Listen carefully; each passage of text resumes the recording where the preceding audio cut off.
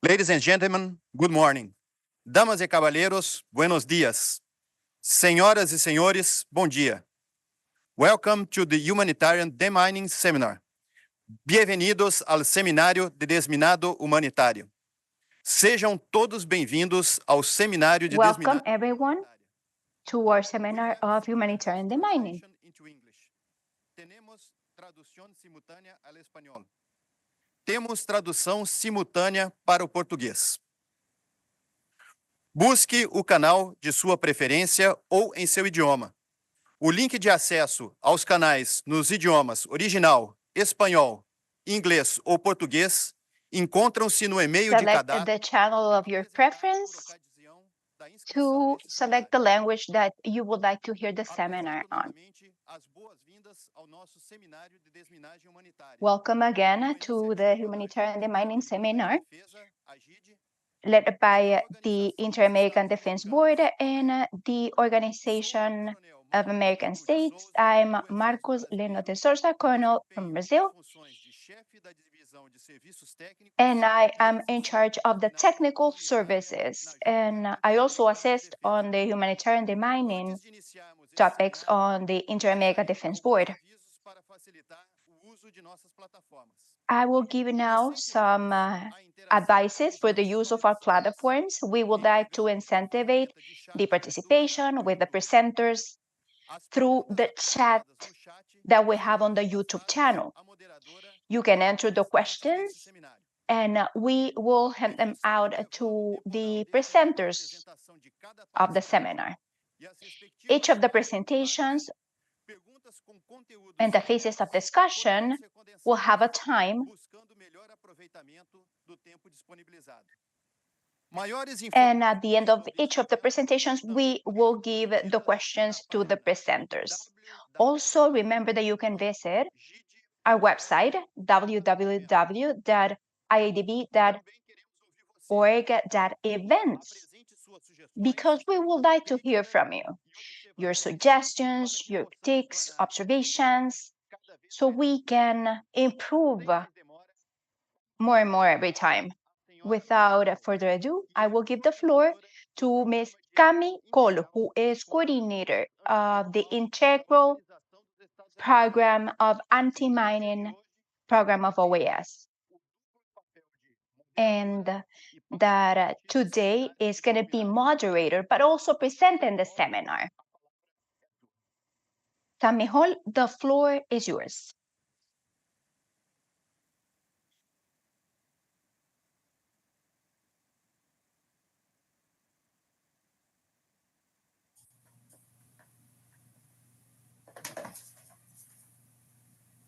Y estamos pues muy agradecidos de poder We are very thankful tocar ese to tema be able to talk about this important topic on international regulations that we have on OAS, because we believe that this is a core for the whole action against mining. So for us, this is a very important day, a very important event to present everything that we have condemned, different elements and regulations. I had the honor to start our program with our director of the Department of Public Security, Stephen Greiner. Steve, you have the floor. Floor is yours, Steve.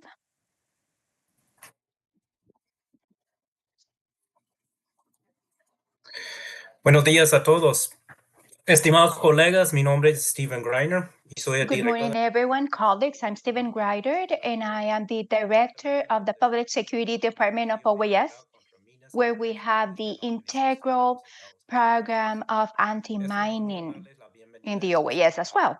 It's for me an honor to welcome you to this seminar to explore the standards that we have at an international level, the advances and challenges that we faced. Thank you for being with us. Thank you for the commitment to this important topic. We're gathered today to learn more, to know how to apply the AMET. But this is fundamental for our actions. And the standards are not only for the best global practices, but are essential to guarantee security, efficiency, and effectiveness of our operations. Throughout the day, we are going to have the privilege of listening from different international experts, sharing the elaboration, the use, but also interpretation of the IMETs. We will start with a brief introduction with the Secretary of IMETs, and then We will explore it from the framework of the international standards, complex topics such as reasonable efforts and some other operationals, such marking explosive devices and the skills that we need to free these important areas. Then we're going to talk about assistance. But before we start the event, I would like to thank the participant organizations, of course, starting with our co-hosts, Inter-American Defense Board, the International Center of Humanitarian Demining in Geneva, the Humanity and Inclusion. The support and collaboration that you provide every day are very important to reach our common goals. This is a seminar that is not only for us to learn, but to strengthen our collaboration networks and to promote this exchange of ideas and experiences that can help us to improve the practices and the strategies that we have in field. Now, I'll invite you to participate actively, to share questions, to ask questions, to share experiences, and to make the most and to benefit from this learning experience. Welcome again. And I hope that this seminar is enriching and productive for you all. Thank you very much.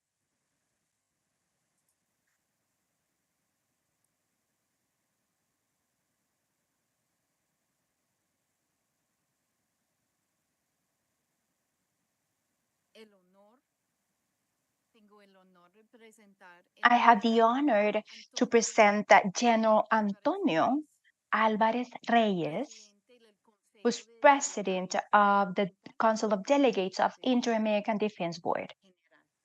General, floor is yours. Thank you. Good morning, everyone. I would like to salute you from Casa del Soldado.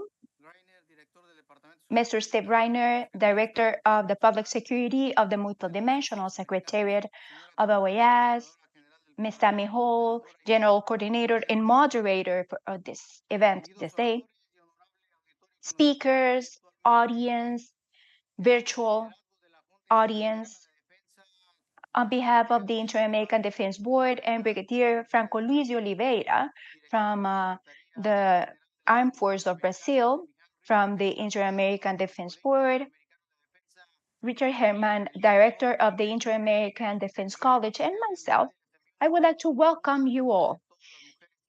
And I salute you from everyone, all of the members of the Inter-American Defense Board. We would like to thank you for participating on the seminar of humanitarian demining. This is a space for exchanging experiences at a regional level, but also at a global level. This virtual forum represents the will, the skills, the capabilities at a military level with the organization of OAS and an action plan that is seeking to joint efforts to promote security, safety, but also avoid the use of these devices that are attempting life of people around the world that are constantly threat. This is why we would like to reassure our commitment on the implementation of all of the activities of anti-mining. We are committed and we are certain that we will achieve our goal in this regard. In this event, we will talk about different regulations at an international level for the actions against IMAX, the procedures that have to do with the development, the competencies, everything that has to do with marking the devices, assistance to victims, and the technical 071103 about reasonable efforts. This is for the comprehension and for the action and the will on the strategic plan that is tactical but also operational of all of the governmental sectors and the private initiative of our global environment. This is why IADB, as a military entity of the OAS, has a wide experience on this multilateral cooperation.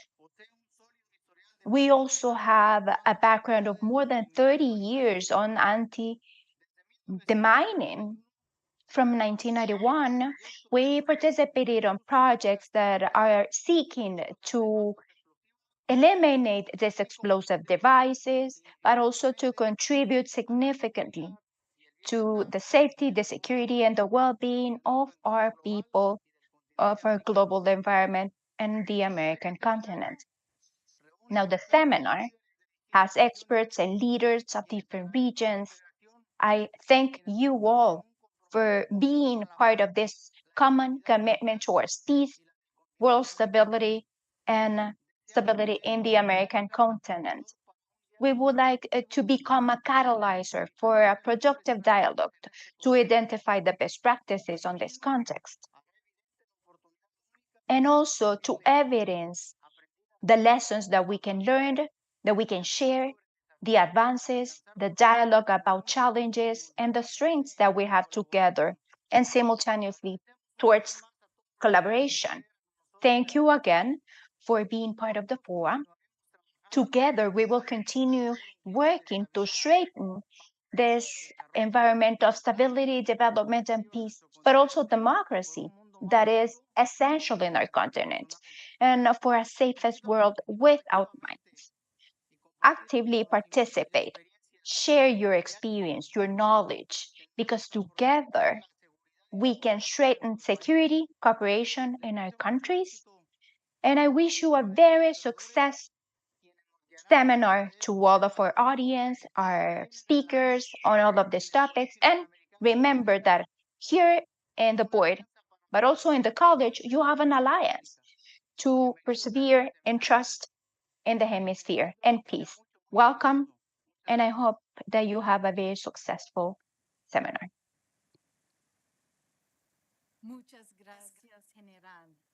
Thank you, General, for these opening remarks, for promoting the participation, and for thanking everyone, and for being with us, of course, this morning.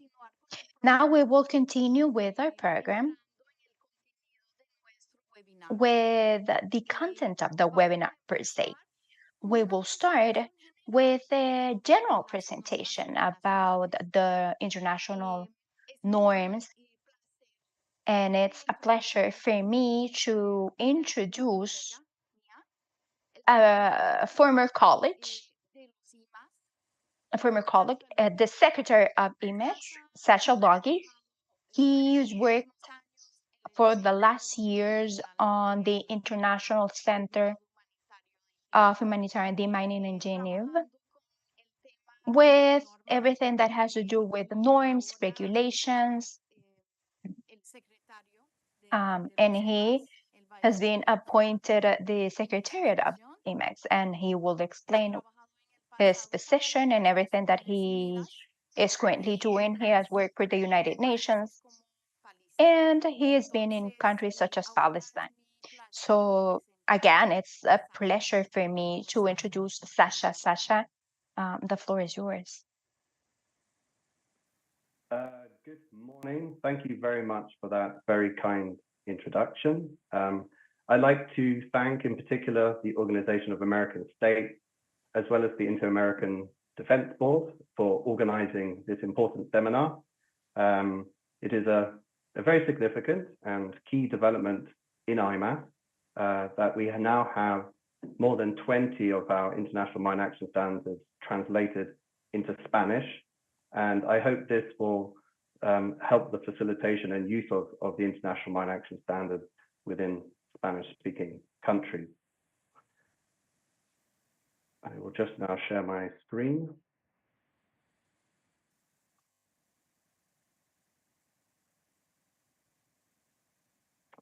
As Tammy mentioned, my name is Sasha Logi, and I work at the Geneva International Center for Humanitarian, based here in Switzerland. So greetings from Switzerland. My job, my function is the IMAS secretary.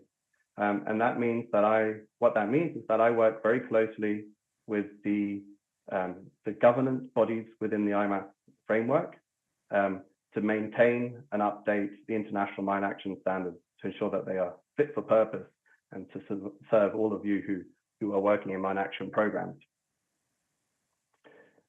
If I may briefly describe what the International Mine Action Standards are. Colleagues have already described them, but I'd like to use a little analogy, if I may, to describe them. You will often hear the International Mine Action Framework described as the toolbox, and the individual International Mine Action Standard documents are described as the tools within that toolbox for how to do safe, effective, and efficient mine action operations. So these tools are used by explosive ordnance affected countries, for example, to meet, if they are signatories to the mine action related treaties, to meet their treaty obligations, and they are used to ensure that the mine action programs and operations that they do support the communities and those living at risk of explosive ordnance. And these tools are also used by the operators, whether they be within government structures or whether they be INGOs or national NGOs, again, to ensure safe, effective, and efficient mine action operations. Currently, we have 78 documents within the IMF framework, 78 tools, and they cover all aspects of mine action operations. So they cover topics, management topics such as risk management, quality management, information management. They also cover key concepts to the mine action sector, such as land release. They cover how to mark minefields. They cover all aspects of mine action operations. They also cover and set out competencies required to undertake key mine action functions.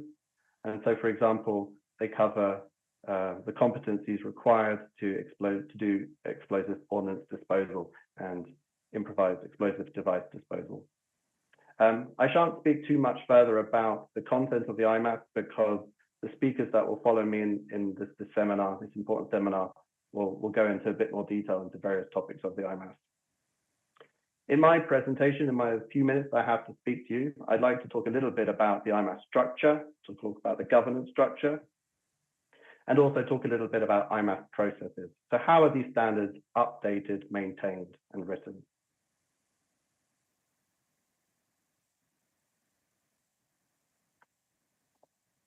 First of all, IMAS structure. The first thing I'd like to emphasize is that the UN has ownership and stewardship. They are responsible for the International Mine Action Standards. And this is embedded within a General Assembly resolution. So for example, every second year, there's a General Assembly resolution on assistance in mine action, which states and encourages efforts to conduct all mine action activities in accordance with the International Mine Action Standards, as well as national standards compliant with those standards. IMAS are also embedded within the language of 3 international humanitarian law instruments. So there are 3 conventions that cover mine action. The first of those is the Anti-Personal Mine Ban Convention. The second is the Convention on Certain Conventional Weapons, in particular Protocol 2 and Protocol 5. And thirdly, the Convention on Cluster Munitions. And convention documents all include and encourage the use of IMAS when conducting mine action activities. So what I'd like to emphasize here is that IMAS don't exist in isolation. They are very much embedded within UN resolutions and conventions. How does the UN exercise its ownership and governance of IMAS? It does so by convening 3 bodies within the IMAS governance structure. The first of these is called the UN's Interagency Coordination Group for Mine Action. This is a body of 12 UN agencies who work in the mine action area. And at the highest level, at the director level, the UN Interagency Coordination Group for Mine Action endorses new and updated IMAS documents. The second body is called the IMAS Steering Group, again, chaired by the UN and in particular UN Mine Action Service. And this group is responsible for strategic oversight and governance of the IMAS framework. And the third body is called the IMAS Review Board. And the review board is tasked with the responsibility for the technical content and updating and upkeeping and writing of standards to ensure that they are fit for purpose. So this is the general structure and that governs IMAS. In terms of IMAS development, the first thing to note is that this is a really what might be described as a sector-wide participation process. So it is not just the UN that writes these documents, but it is the sector more broadly that has this responsibility. What does that mean in practice? Well, the IMAS Review Board, which I mentioned is responsible for the technical content of IMAS, consists of 29 member organizations. And these 29 member organizations really represent the mine action sector globally. So for example, it includes governments of explosive ordnance and mine affected countries. So Colombia, for example, within your region is part of the IMAS Review Board. It includes international organizations. So the Organization of American States is also one of the members of the Review Board. The membership includes UN agencies, 5 UN agencies who work in mine action. It includes international operators, so international NGOs. Two colleagues will speak later from NPA and Humanitarian and Inclusion for part of the review board.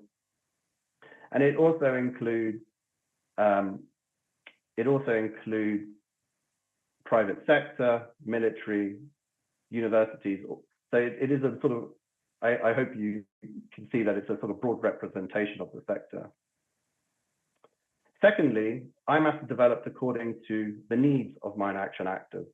So they are developed according to the practical day-to-day needs of operators and governments working in mine action.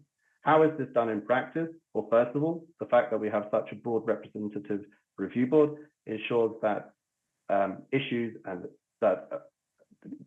related to IMAS are brought from the review board itself. But secondly, anyone within the sector can raise issues to the IMAS review board, to request updates to IMAS, to propose new IMAS. So it is a sector-wide process that really addresses the needs of operators on the ground. IMAS are drafted according to standardized procedures and processes. These are set out in our first IMAS, IMAS 110, and they are agreed within the review board, but also within the steering group.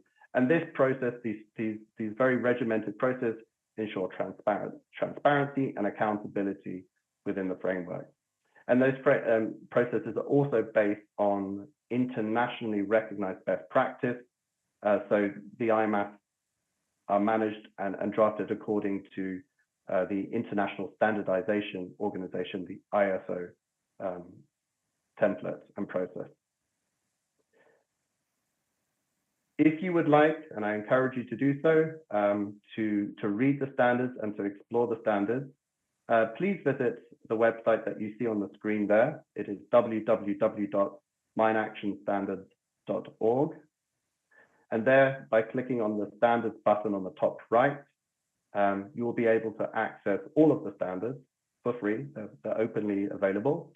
And you'll also now be able, I'm very happy to say, as of last week, be able to access all the newly translated into Spanish IMAS documents.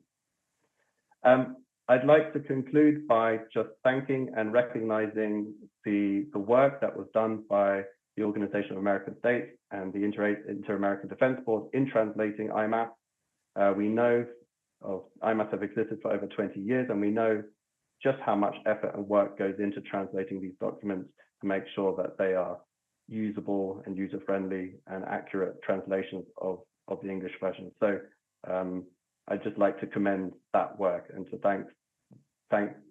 express my thanks for the contribution that we hope this will make to mine action operations in Spanish-speaking countries. Thank you very much for your attention. Thank you for your time. Over to you.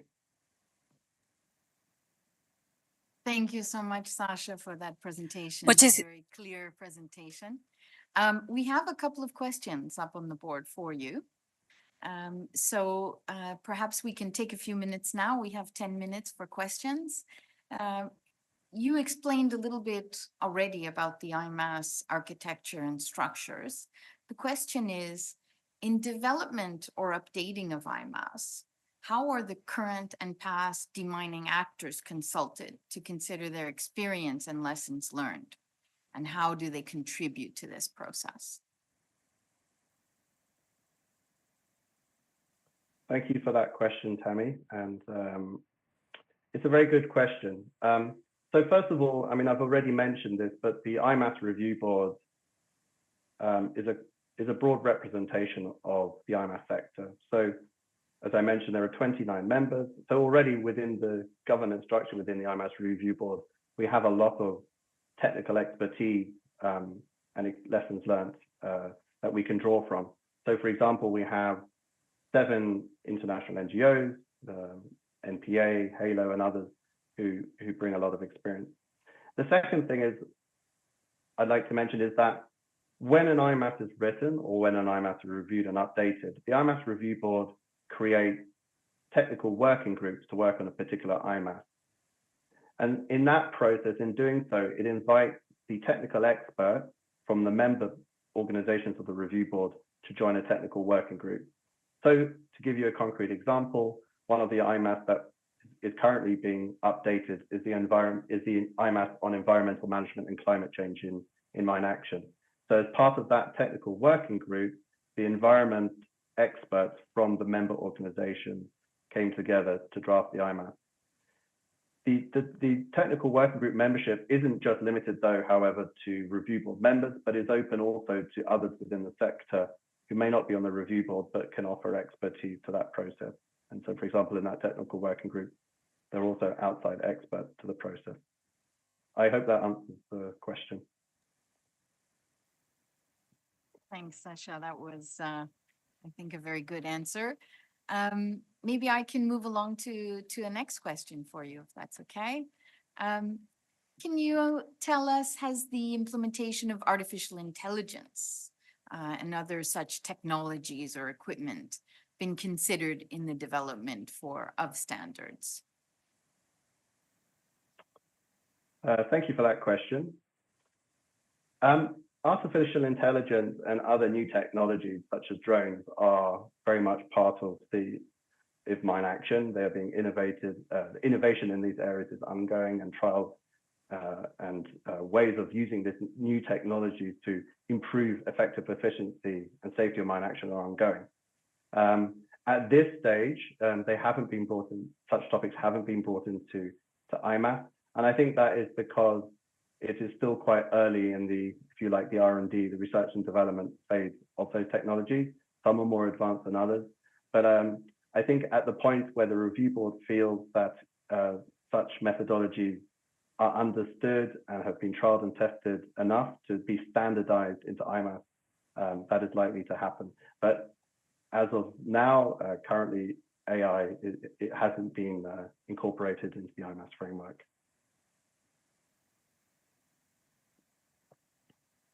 Great, thank you for that. And I know things are changing all the time. I wanted to ask if you could tell us a few words about what the new things that are being developed at the moment are in the review board. What new standards can people expect to see in the next coming months? Thank you for that. And well, first of all, Jonathan Guthrie, who's the latest speaker in the seminar, I think will speak more about this, but one of the recent areas of development in IMAS is standardizing competencies, the various functions, jobs that exist in mine action programs. So I mentioned in my presentation that IMAS covers explosive ordnance disposal. We're all familiar with EOD 1, 2, 3 qualifications. That's within IMAS. But further work has been done and is being done to standardize other competency areas. And so one of the competency standards that will be coming out shortly is competency related to non-technical survey, which is one of the key activities within the land release process. But I'll stop there so Jonathan Guthrie can speak more on that. Another one, and I mentioned it also briefly, is the IMAS on environmental management and climate change. There is an existing IMAS on this, but quite a big revision, quite a major revision of that IMAS is ongoing. And as not just within the mine action sector, but globally, there's a lot more understanding and importance of the consideration of environmental and climate change with all aspects of life. That is also the case in mine action and in the IMAS. So we hope that in a few months, we'll be able to publish a new IMAS to cover this area. So I think those are two of the more sort of interesting and relevant standards that will be coming out shortly. Great. Thank you so much, Sasha. I'm wondering if you have any concluding remarks for us as we wrap up this first topic. Nothing other than really just to thank you once again for this opportunity and to once again recognize the importance of, for us as a sector, but I hope for the South America and the Spanish-speaking world, for the translation of IMAS into Spanish. I think this is going to be a really useful resource for those governments and organizations working in those areas. So thank you. Thank you very much, Sasha, for your continued stewardship of the IMAS Secretariat. It's been a real pleasure working with you. I will make a small note that in terms of the Spanish versions of the IMAS that are online, we did notice there were a couple of formatting problems which we'll be working out in the next day or so. We sort of rushed to get them online, but we'll make sure that with Sasha, we work that out in the next coming days. So thank you again, Sasha. Thank you. And now queremos mudar a ver en nuestro próximo tema. We would like to move on to our next topic. We are going to go into the content of the IMAS chapters. So in this sense, we are going to start with a very technical matter. And we have the pleasure of having with us Jonathan Guthrie.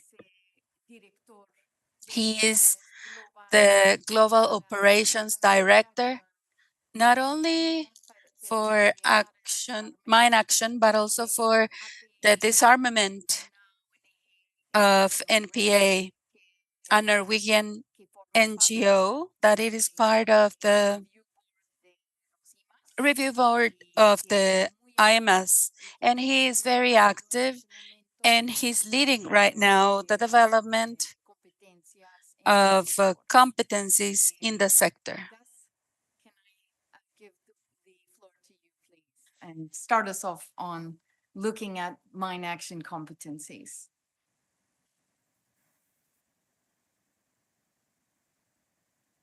Thank you very much, Tammy. And thank you very much to everybody for giving me the opportunity to speak on behalf of the technical working groups that are working on developing the new competencies for within IMAS. And a special thank you to Sasha for not taking too many points from my presentation during the previous session. As mentioned, my name is Jonathan Guthrie, and I am the Global Director of Operations for Norwegian People's Aid. And as also mentioned in the introduction, I am leading the technical working groups on competencies currently, and previously have been a member of the technical working groups working on competencies for explosive ordnance detection, explosive ordnance disposal. I'll just need to share my screen.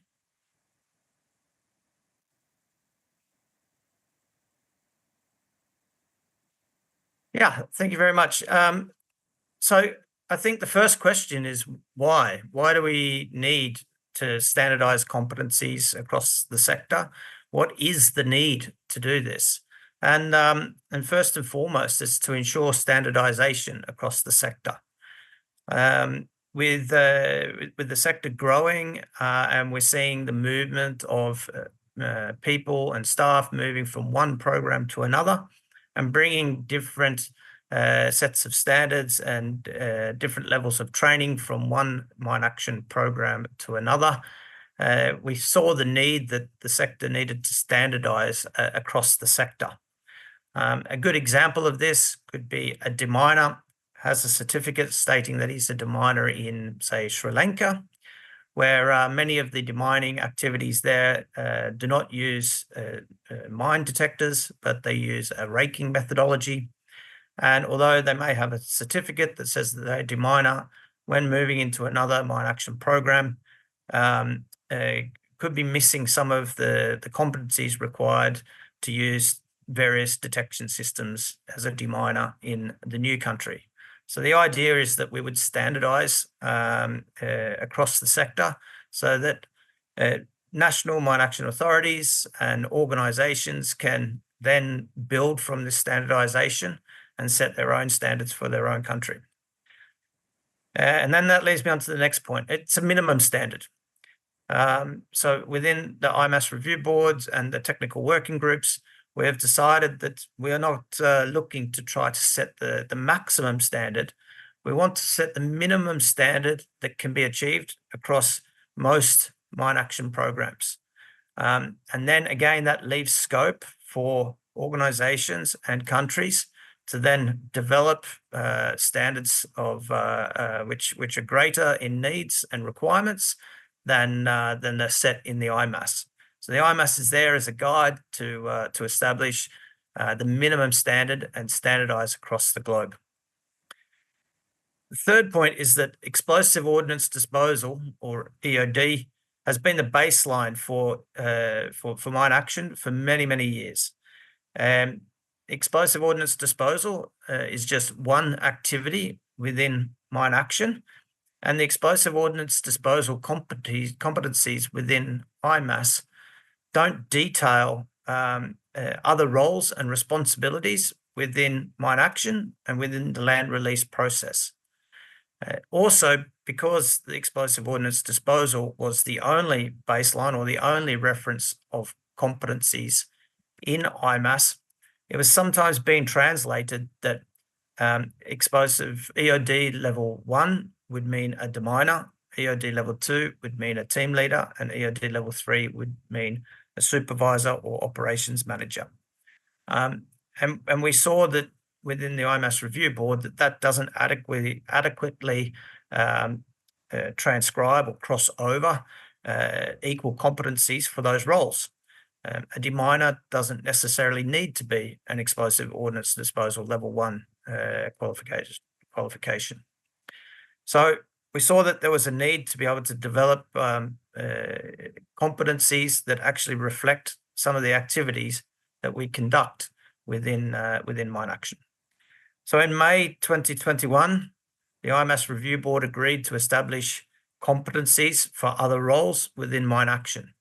And this involved the establishment of various technical working groups. As Sasha has previously mentioned, the technical working groups are established first and foremost by interested members of the review board or people within the organizations that are members of the review board.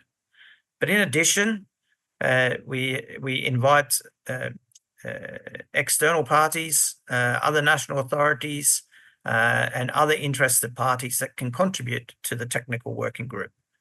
As an example, for explosive ordnance disposal competencies revision, we reached out to various EOD training schools around the globe so that they could contribute to that working group. And again, we're also looking at other working groups where we bring other expertise in from outside of the review board to ensure that the working group is establishing a set of competencies that is not only just suitable for the role, but internationally recognized. So what do we have? At the moment, explosive ordnance disposal. It has been reviewed in February 2022. There were some significant changes made. EOD was already a set of competencies within the IMAS, and there were some significant changes specifically to the EOD level 2, whereby previously EOD level 2 qualified personnel were able to conduct explosive ordnance disposal anywhere without written authority by an EOD level 3. This has now changed, and an EOD level 2 that is conducting explosive ordnance disposal in what we call an uncontrolled area, so areas outside of a demining site or a technical survey area, battle area clearance, or a range, areas outside of those, the EOD level 2 person would need written authority by a level 3 person to conduct their demolition. EOD level 3 has also changed.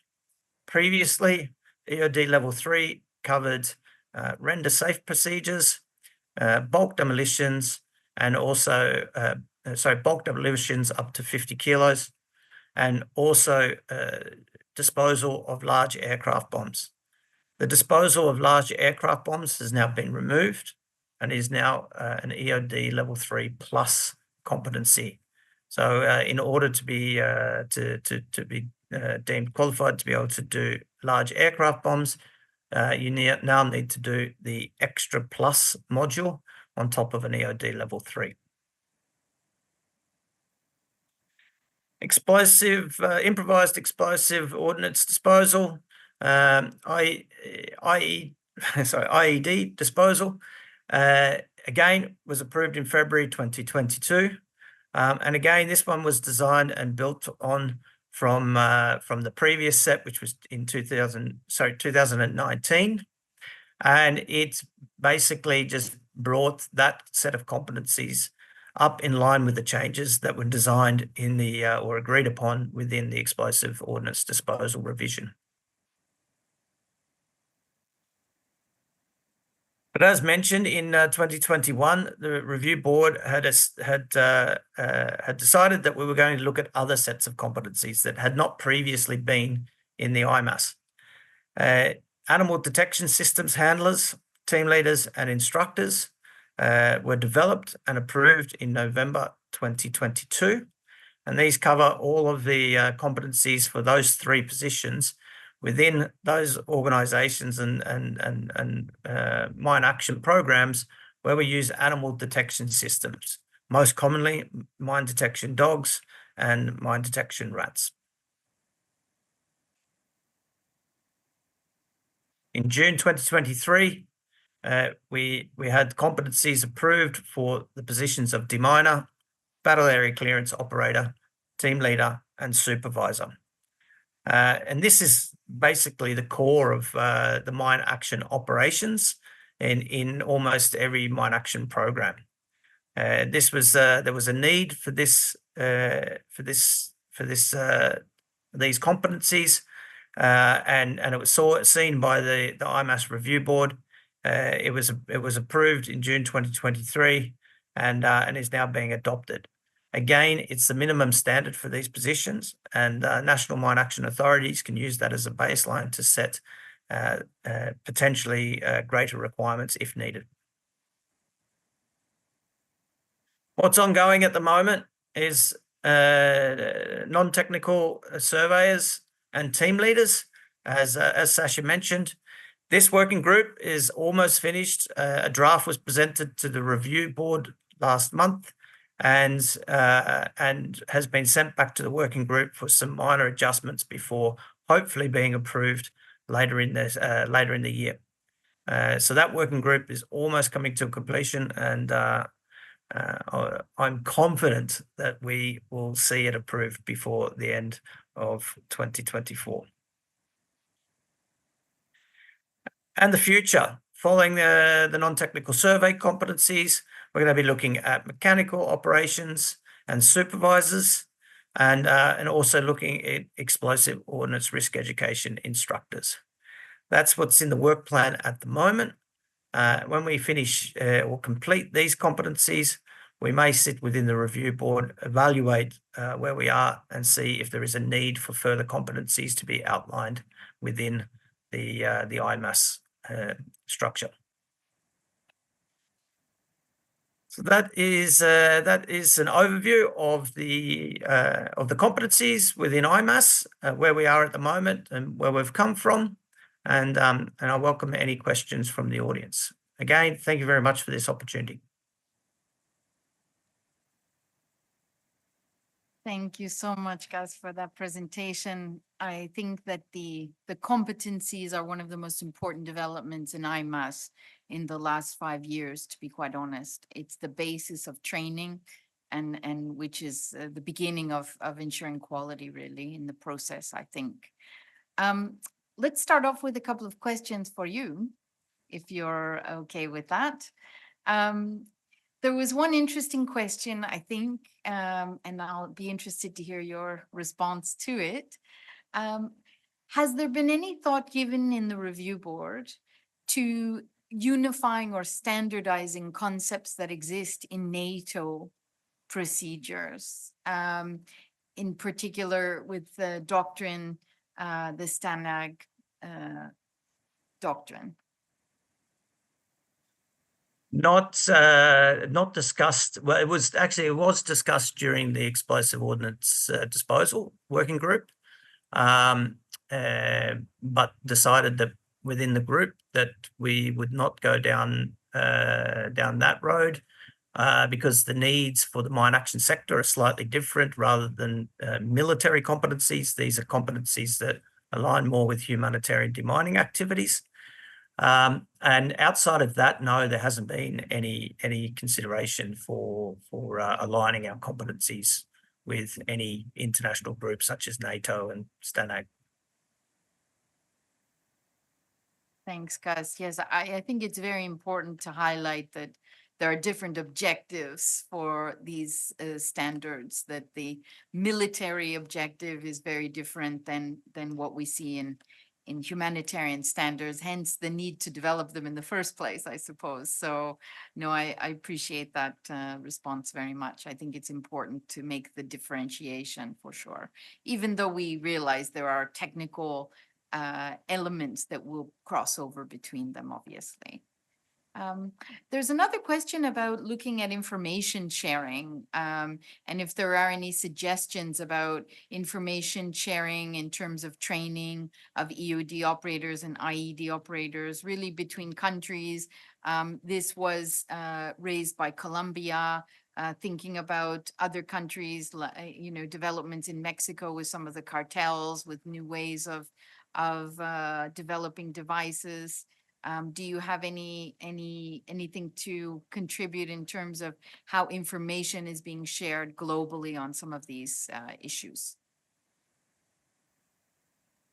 Yeah, that's a very good question, and especially when it comes to improvised explosive devices, it's a bit sensitive. With sharing information and ensuring that information that is shared is controlled. Yeah, there's not really within the humanitarian mine action sector, not so much, but there are different groups and think tanks that do maintain databases. Small Arms Survey, for example, collects information on the movement of improvised explosive ordnance components across countries.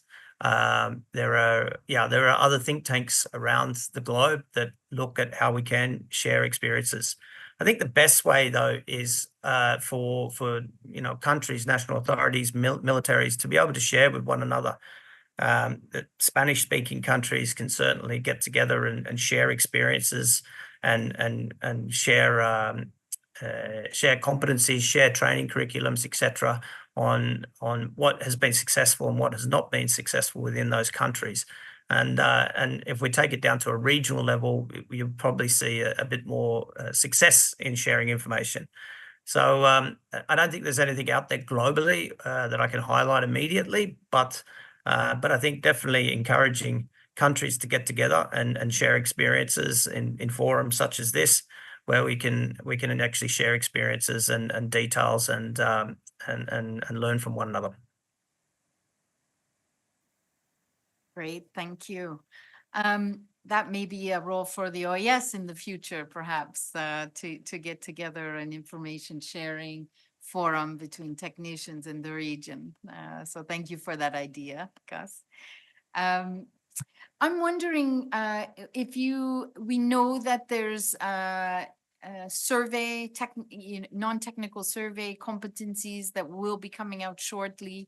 What do you see as some future competencies that the review board may be working on as time goes forward?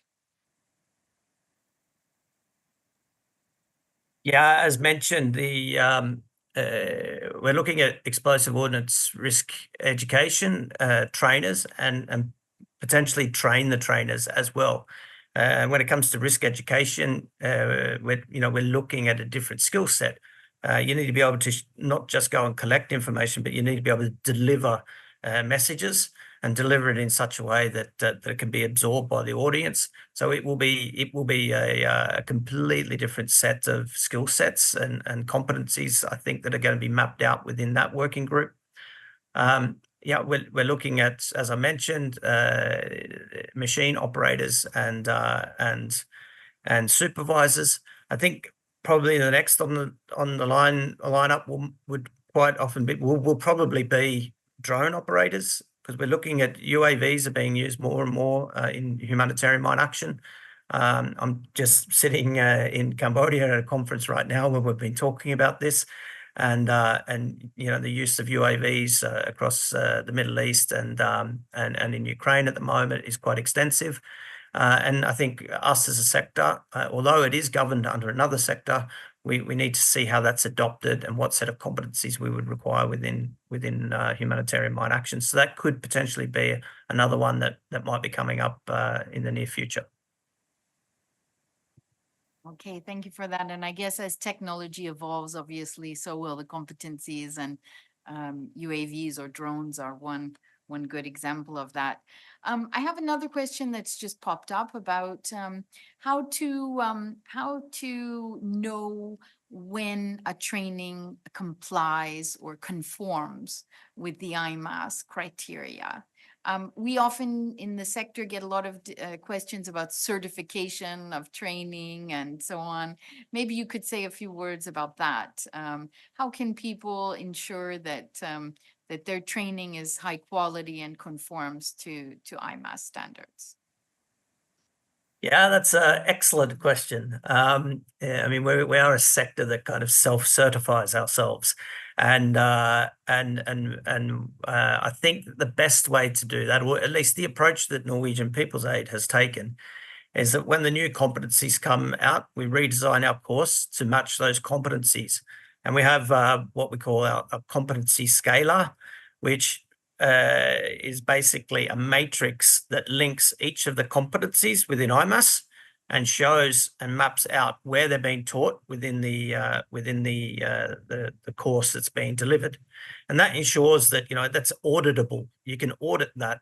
Somebody can come back and have a look at our training course, our curricula, and see that it's actually matching all of the competencies because we've actually mapped it out that way. And that scaler then is attached to ensuring that you don't just give certificates, but give a course report that clearly states exactly what has been taught and to what level. And then we also attach this scaler so that the individual that has been trained has a record of not only a certificate saying that they're certified, has a course report that clearly outlines everything that was taught on the course, but then also has the scaler that can actually link and be audited and can prove that the individual has been trained to IMAS competencies. Thank you, Gus. That's an excellent point. I think more and more we find people who are moving from different countries, who start in a mine-affected country, their own country, and move to other countries. It's important that we are very rigorous on the documentation of what these courses contain, especially since, of course, the national authority always has the oversight on what the content is ultimately. So yeah, that's a very important point, this documentation as people move between countries. Yeah, that's an excellent point. So just ask you perhaps if you have any concluding remarks now. I think we're to the end of the segment. I think this is a really fascinating and important topic. It can seem a bit boring to some people, I think, but I think it's, as I said, the fundamental structure upon which Mine Action sits are the competencies of the different people who are doing the work on the ground. So I'm just wondering if you could have any last thoughts for us as we close off? No last thoughts really, but just to echo exactly what you just mentioned, Tammy. I mean, this is the foundation of the work that we do, and it's probably long overdue within the IMAS. One of the toughest issues that arise when it comes to updating IMAS is the IMAS gets updated and it's difficult to roll it out across the globe to different countries in different languages. Now that we have IMAS that's been translated into Spanish, I highly encourage all those mine-affected countries, all those countries in the Spanish-speaking world to be able to adopt these. And as the new competencies come out, take them on board, have a look at your training curricula and your own training standards and see where it can be where you can align with IMAS as the minimum standard. All that remains, I guess, and now, Gus, is to thank you so much for coming today. You have such a long experience in the sector, and we really appreciate you coming to present firsthand the competencies that you yourself have been working on in the IMAS Technical Working Group. So thank you very much. Thank you. Y ahora vamos a continuar con Now we will continue with our next topic. This is a chapter of IMAX that has been changed recently. And well, it's very new. And it's the marking of the explosive devices. I am going to introduce Manuel de Jeva. He is with us. He is from Geneva. He is also from the Anti-Mining International Institute. He has been towards the development of the document strongly. He has the background on the action plan against mining, very particularly at a more technical level. Everything that has to do with devices in countries such as countries in Mali, countries around the world that are experiencing this situation. So now, Leonie, the floor is yours, and you can talk a bit more about marking. Floor is yours. Thank you. Thank you very much, Amy, for the introduction. I hope you can hear me.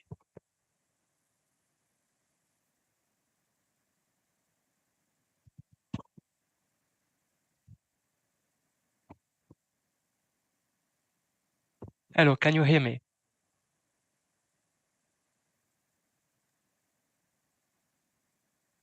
We can. I can hear you very well. Yes. Oh, excellent. Thank you very much.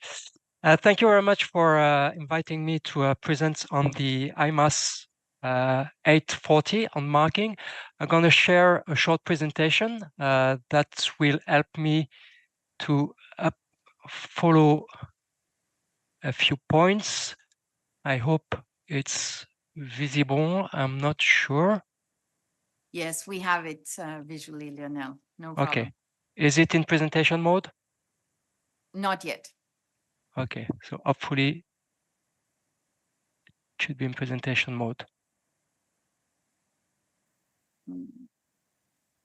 we're still seeing the other mode. Okay. It should be fine now. Not yet. Not yet. Okay. No. If you have two screens, that sometimes can be a problem. I'm not sure if you do, but. Yes, I do. Anyway, the slides are not too heavy, and let's not waste time on the technical issues. We can see it fine now. You've got a bigger slide in the middle, so that's perfect. Excellent, excellent. Thank you. So the International Mine Action Standards 840 on marking explosive ordnance hazardous areas. The third edition of it was endorsed by the Interagency Coordination Group for Mine Action in January 23. The revision of that standard happened in 2022. What is important when reading a standard is to look at the scope. And here I wanted to highlight a specific point, which is a big change compared to the previous version. This marking is clearly intending to warn civilians and to prevent them from approaching explosive ordnance hazards or entering suspected and confirmed hazardous areas. So I think that here we can understand that this mine action standards focuses on the expected result. What is this marking intended for? And what we'll find in that mine action standards is that insistence on the effect rather than the technical aspects of the marking itself, which was not easy when revising that standard. Why that? When you look at conventions, including the Anti-Personnel Mine Bind Convention, there are very few technical details, except for marking. So the idea was to allow national mine action authorities and operators to find ways to conform with treaties while focusing on the effect and especially on the protection of the population. So this is what we can see here. It switched from a technical or asset-based approach in the form that, oh, you need that many poles, this is how the wires should look like, this is the size, the shape of the panels, etc., etc. It's switched from that focus to an effect-based approach. So here, what matters is the effectiveness. So it gives more space for national mine action authorities to adjust their national mine action standards to the specificities of each country. So, for example, on the picture, you can see a very specific context. And this by taking into account several factors. One, the cost and sustainability of the marking. So here, in addition to effectiveness, we have a relation to the efficiency. That is to say, how much resources you should put into the marking to achieve an effect. Again, preventing the population from entering areas that have been identified as being hazardous. And then, of course, environmental conditions. So, for example, in the previous version, you could find recommendation to build physical barriers, including ditches, but the problem is that in certain contexts, environments, if you dig ditches, it will have a detrimental effect on that very local environment. So that new version, that new edition of the International Mine Action Standards insists on these aspects and gives more space for national authorities to develop adjusted national mine action standards. In terms of effectiveness, the technical working group also worked on two aspects. When the marking should be emplaced and until when. The second question, in general terms, is easy to answer. So until such a time a suspected hazardous area or a confirmed hazardous area has been released through cancellation, reduction, or clearance, you should keep the marking installed and remove it only after the land is being accepted as released by the National Mine Action Authority. Now the question is when emplacing marking.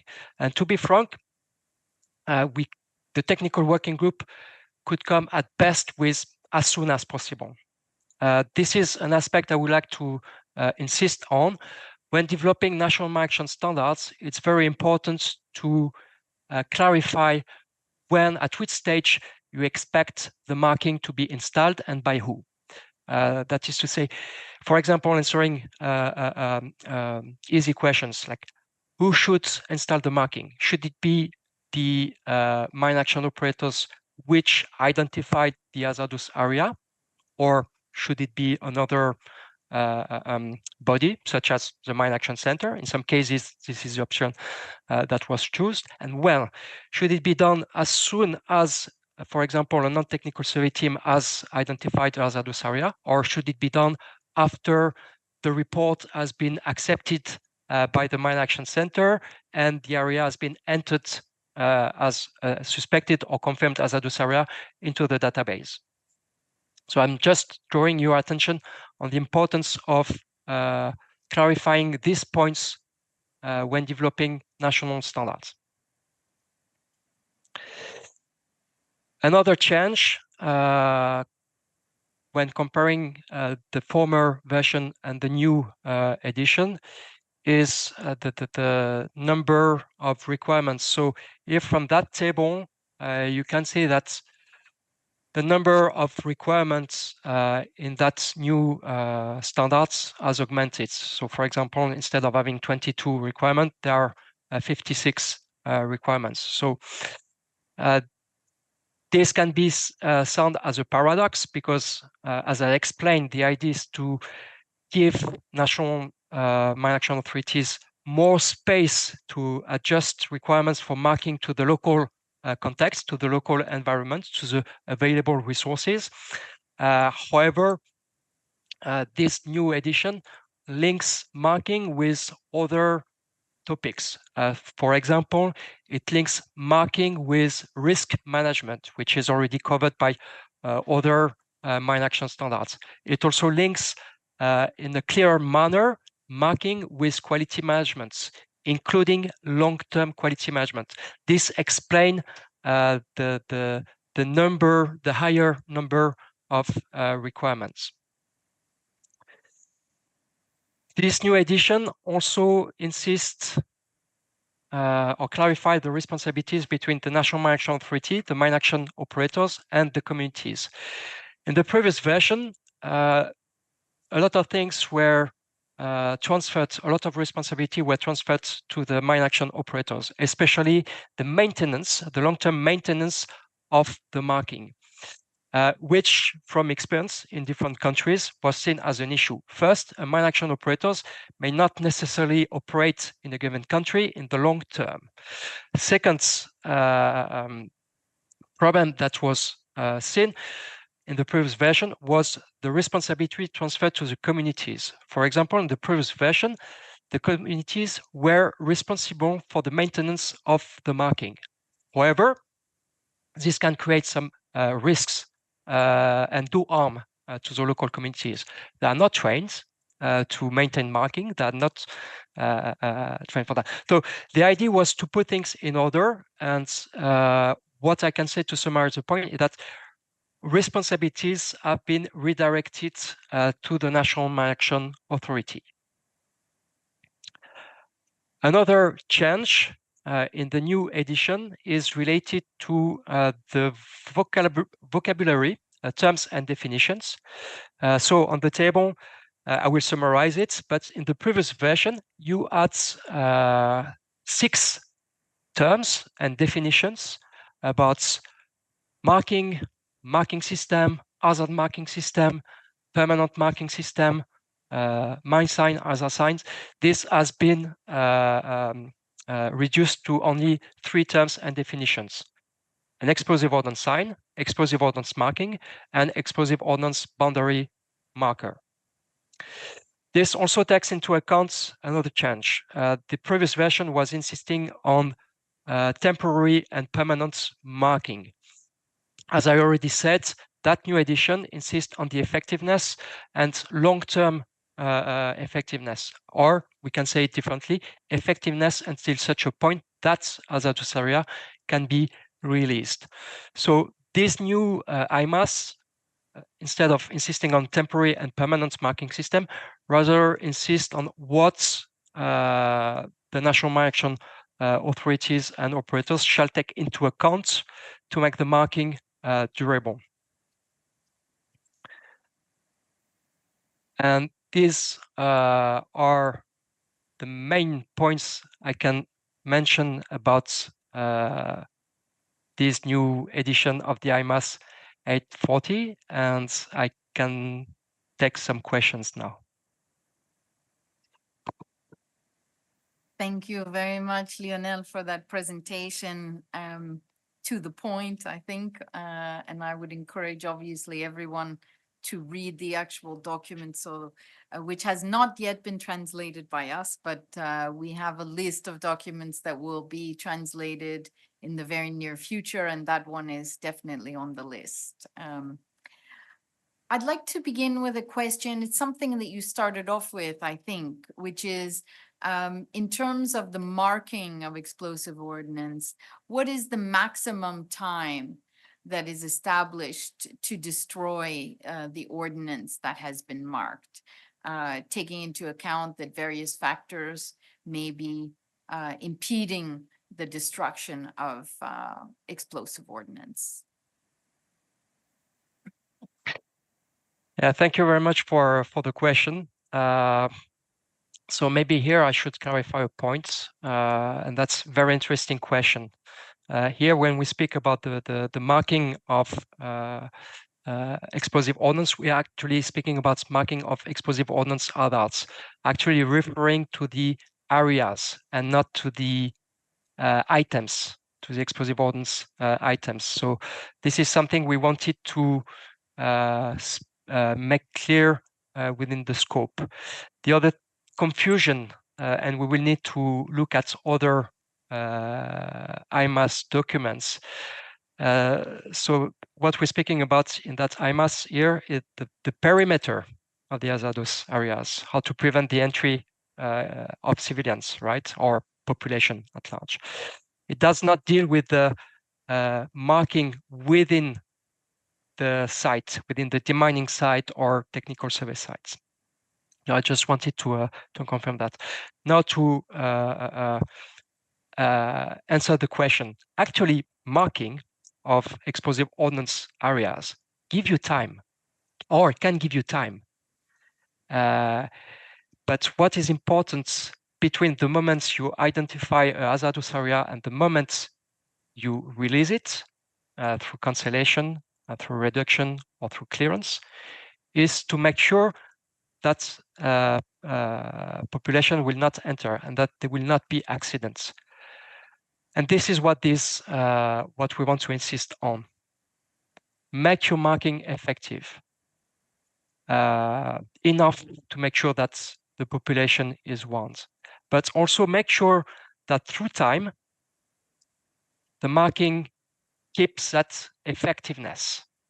So of course, the sooner you will send technical survey clearance assets, the sooner you can remove the marking.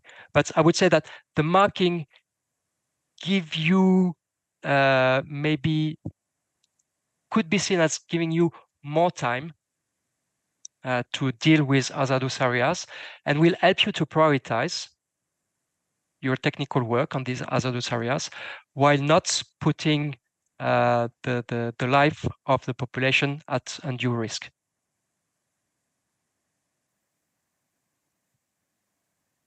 Thank you very much for that, Lionel. I have another question that's come up on our board. If you could maybe say a few words about how the characteristics of the area and the actual explosive ordnance itself may have an effect on marking those items.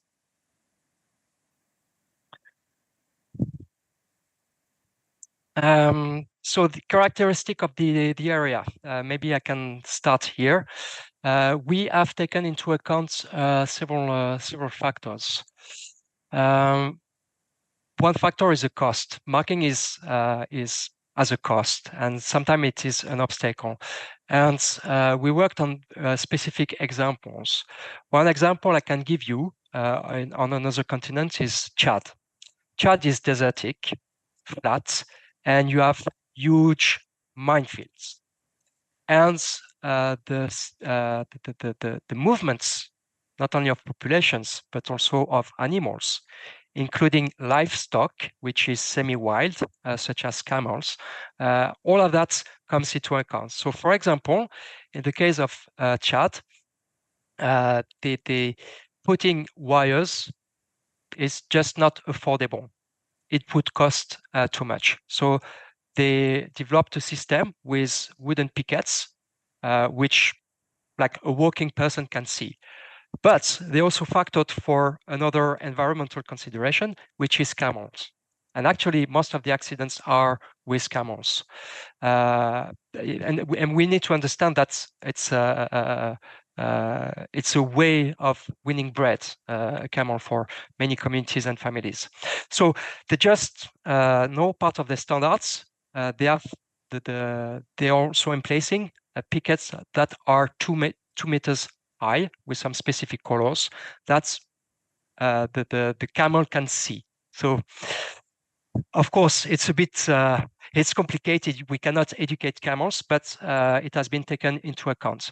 Now, if we take the example, what we were thinking also is the example of forest, especially rainforest or dense vegetation. This is why, for example, in the new standard, we don't necessarily say that from a sign to another sign, it shall be 20 meters or 10 meters. In some environments, it doesn't make sense. But for sure, from one side, if you are approaching the area, from one side, you should be capable to see the next sign. This is how you can adjust the marking to your own environment. Okay, thank you very much for that. Next question that's come up is, how do you take into account the differences in different languages, especially because different terms mean different things? How is that taken into consideration when you're developing the standards? This is an excellent question. I would say that when I'm working on the standards, I have an advantage. I am not a native English speaker, and I'm not. I mean, I speak English well enough, but it always requires me some effort. So I have that opportunity personally to quickly check if what we are writing in English would make sense, would easily be translatable in my own native language. That's one thing.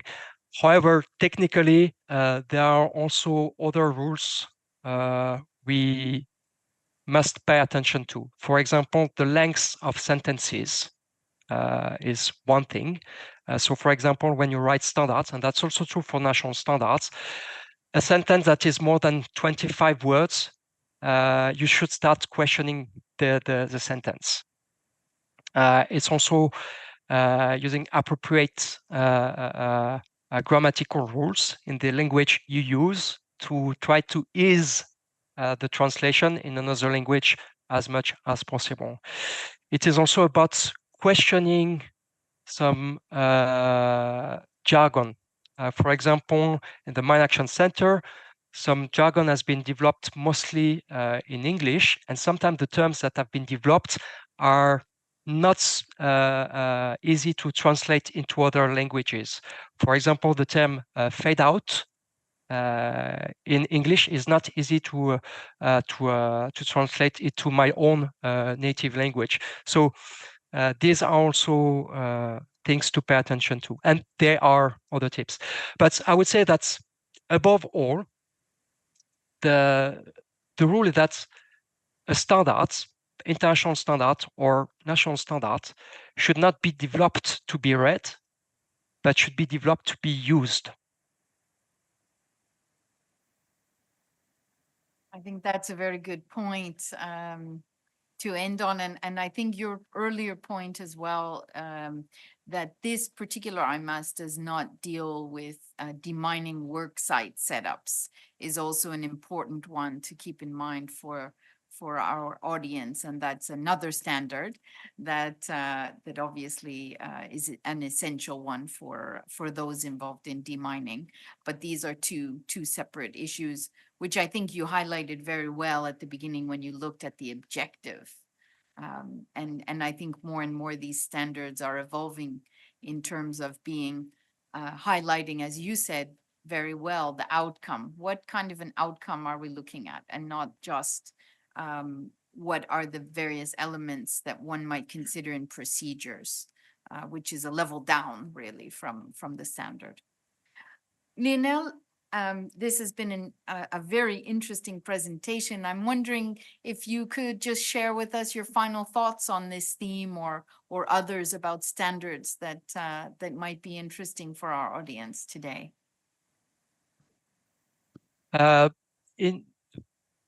Before launching the work of the technical working group, we had the opportunity to launch a short survey with a couple of countries to get their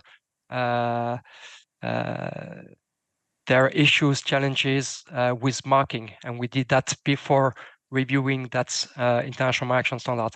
And it was very useful. So whenever, if ever, we are not coming to you to get your feedback, it's really important that you feel free to provide feedback on the application of international mark action standards to your specific context. Thank you.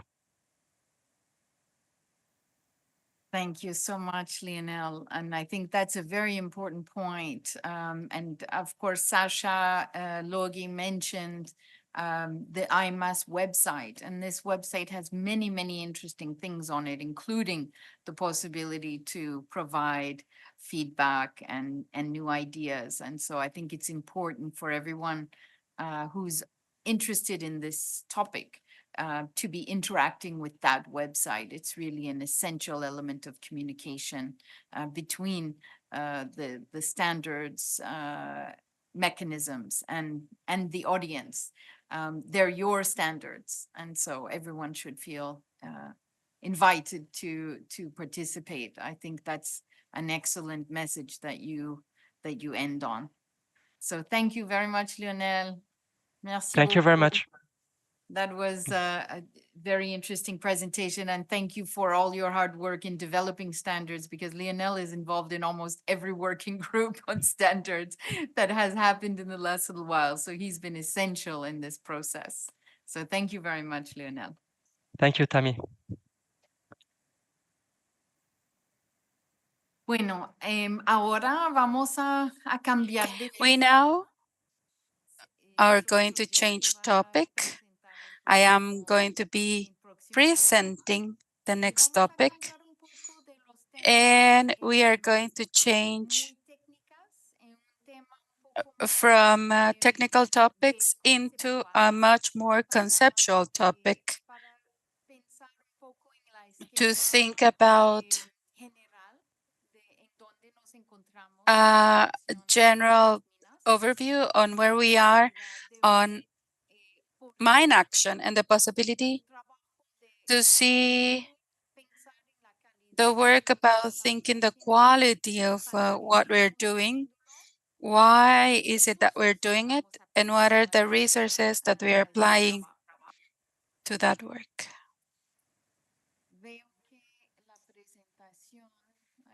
problema, disculpe, con la primera diapositiva. There's an issue with my first slide, but we are talking about a technical note.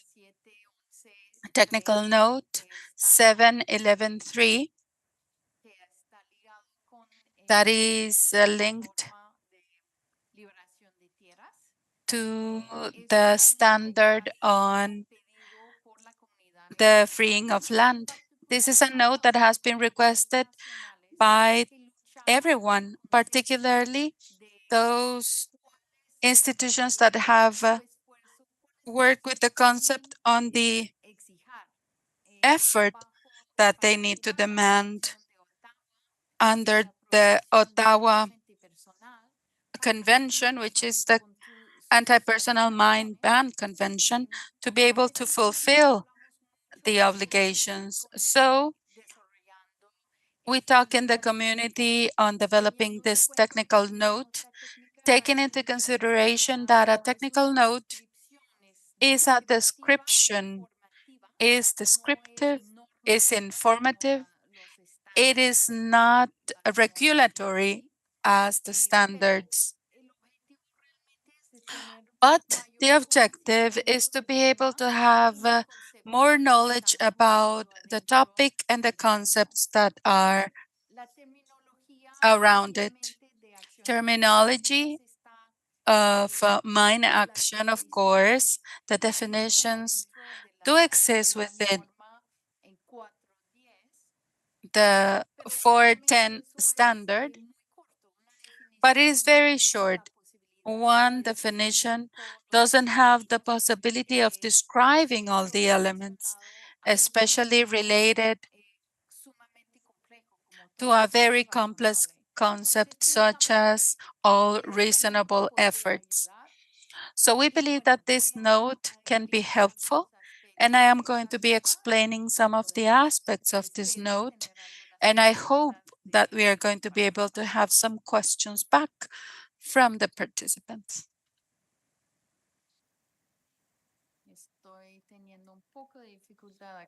I'm having some issues with my presentation. There we go. So the two questions that we are going to be addressing during these presentations are the following. What is the meaning of this concept? And within the framework of mine action, and when do we consider that all reasonable effort has been applied for liberating land? When is it that we can say that we are confident that all of the efforts, all reasonable effort has reached that point at the technical level, but also at the political level of the national authorities? So looking at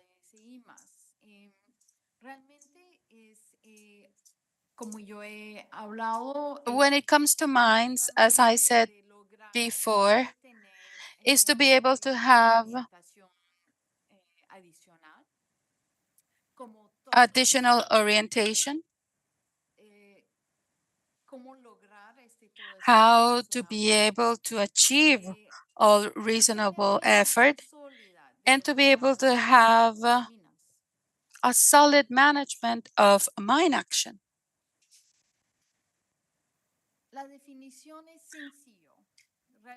The definition is simple. I describe a minimum acceptable effort to be able to identify and to document contaminated areas. You could think that you have applied all reasonable effort when you consider that the commitment of reasonable findings is reasonable. We need to see that this concept needs to be put into context. What it's going to be reasonable in one context is not going to be reasonable in another context. These are the many elements that we are playing with in this sense. Elements such as the budget to be able to carry on with these efforts.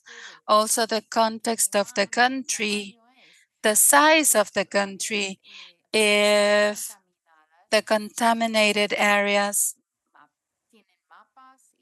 have maps and they can be quickly isolated, or if there is no information to be able to decide what are the hazardous areas. So we need to put this concept into the context of one country.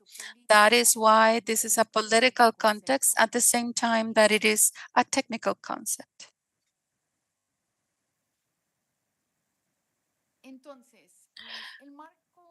So the regulatory framework of this all reasonable effort concept is the standard for land release. The concept of land release that we need to guarantee that all of the areas of the country are considered, that an analysis has been conducted to be able to consider how to approach the topic. We have done a procedure of a non-technical study that goes into a technical study when necessary, and also the clearing of contaminated areas. But it's not only the standard of land release that provides us with regulatory framework.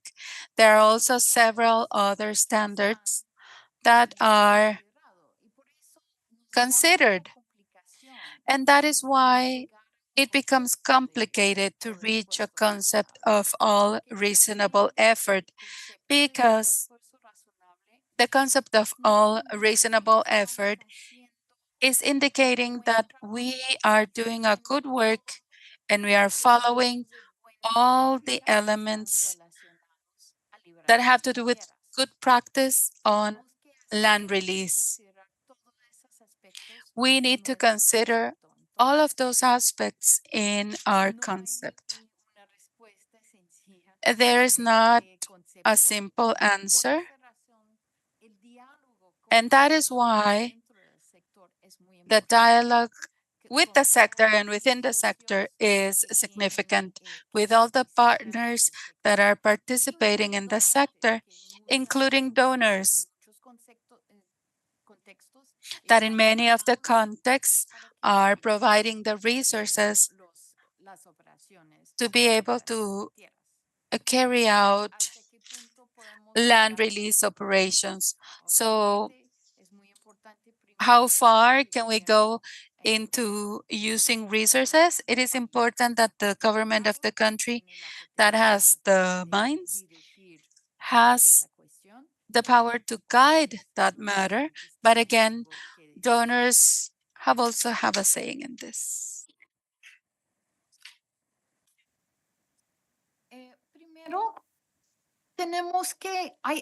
So there are two things that are closely related to what is the concept of all reasonable effort. One is responsibility, and we have a concept of a legal representation, legal responsibility. It has to do with the legal aspect of it, but it could also be that there's a political responsibility concept in the context of a government that has the political responsibility of answering to the needs of the population. So in that sense, a liability can be linked to an accident, or it could be the responsibility of the protection of the population of a country, or an operator or an organization that is doing the clearing of the land and release of the land. So to make sure that the work is being done correctly, it needs to be linked to something agreed upon. When we're talking about non-compliance of all reasonable effort, it could be by negligence of an organization. So we don't reach all reasonable effort if we are going to be trying or dealing with technicians or organizations that are not applying the rules, and they to be liable for their technical quality at all levels. Of course, in the general sense of the country, the ultimate authority is going to be the national authority, who have the responsibility to put into practice an adequate policy and to do quality management of the operators. The other concept that is closely related with all reasonable effort is risk management and residual contamination. We could be talking about this all day, about risk management and residual contamination, but it is important to consider all of that within all reasonable effort. Risk management has to be a first element in any management system where you take into consideration context, and so that we can ensure that all risks are being considered in all operational areas. So in any situation that has to do with demining, we know that we have the possibility of clearing a land and that there's something left there. We always have that risk. It is the same if we follow all the operative procedures, there's always a risk. Why do we have that risk? Maybe the equipment is not adequate. It could be that the contamination is deeper than the standards that we have in the country. It could be that we do not have the appropriate knowledge of the device, because it could be a device that is not metal based, that is not known, and that the standards have not taken that into consideration. So there's risk in all the operations that there's going to be a residual contamination left behind all of our efforts. So up to what point are we willing to accept risk? Up to what point is it possible that the national authority are going to say, we know that there's a risk, but our policy and our national standards are going to be accepting this level of risk?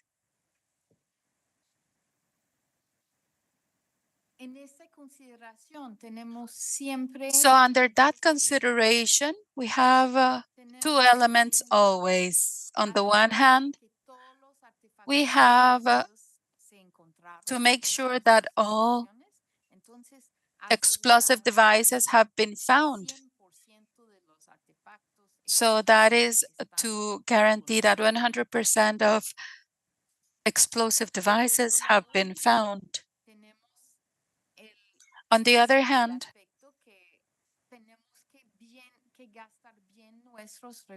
we need to spend our resources well. We cannot be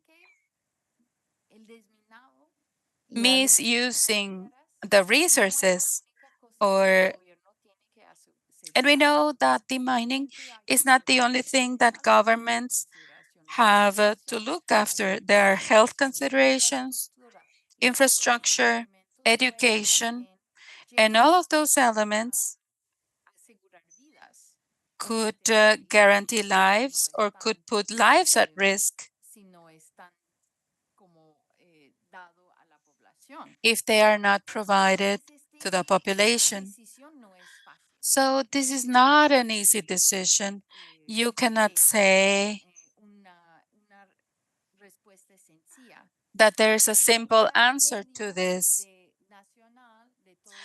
The national policy of all reasonable effort needs to consider the two sides of this continuum. On the one hand, to guarantee that all the devices or ordnance have been found, and on the other hand, not to waste the resources that we have. For example, one country that we have seen where I have worked in the past, they had a policy that demining was going to take 200 years, that the demining technicians were going to be one next to the other, and they were going to go to be able to detect each square meter of the whole country. So that is a huge effort, but is it a reasonable effort? It is not the application of IMS 711 because it is not a procedure that is respecting that we're going to start with an analysis, and that would be the non-technical study, where afterwards we're going to be conducting intrusive research that will take us into a technical study, and we are going to be only clearing the lands that will come out of the study. We are clearing the whole country. That is not only a commitment of resources, but also a commitment of time. If we are clearing one side of the country that has not been contaminated, and we might have known about this with a simple analysis, and on the other hand, on the other side, we have an accident happening. So this decision by the government or on where the policy, national policy stands, and what is the meaning of this all reasonable effort at the national policy level, it is important. It is the start of the quality management system and also national technical standards. And after this political decision is where the operators and the different organizations that are applying the standards and carrying out the operations of land release, that is the framework where they can work. So everything starts with the political side of things.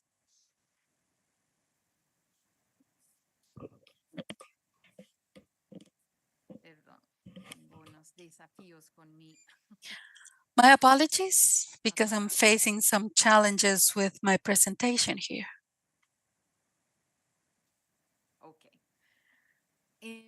Very well. The consideration of all reasonable effort is going to be changing throughout time.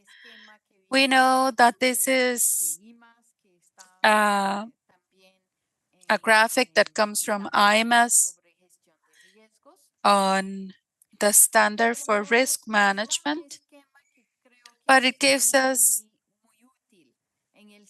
an schematic that I think it is useful because we know that there's going to be a proactive phase. And that phase is going to be the more active on the operations of land release. And this is going to be after conflict or during conflict, where contamination is happening and where is the most dangerous for the population. And why is it so? in the days, months, or years after a mine has been put in place, of course, there's less information on where these explosive devices are located. But little by little, through time, we start to get more information, and we are working on allocating the most resources possible to eliminate that contamination before we have any accident. Also, the objective of guaranteeing a peaceful situation where people can fully live under security and to develop their own environment and by using the land that has been cleared of any devices. So all of these objectives are closer to the conflict and closer to contamination. And once we reach the important point of removing all of the explosive devices, we come to a reactive phase. So in all, reasonable effort is going to be higher in the proactive phase. We know, because we always know that there's a residual risk that we are not going to be able to find all the devices. And we also know that there's going to be a reactive phase. And what is this? We wrap up all the clearing operations, and that has to do with clearing all the known areas. And then we enter a phase. If somebody finds an explosive device, they're going to be able to call a number or to contact the authorities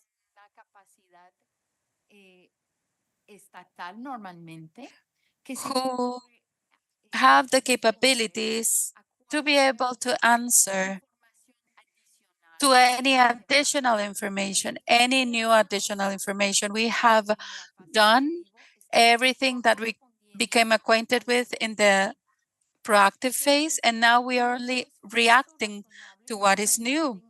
Our reasonable effort in the reactive phase is going to see a minimum capability to provide a response. It's going to be dependent upon if there was contamination throughout the country. Maybe we are going to have a capability of a response throughout the country. If the contamination has been localized in a province or a department, maybe the reactive capability is going to be located at that place. It is reasonable that we focus our response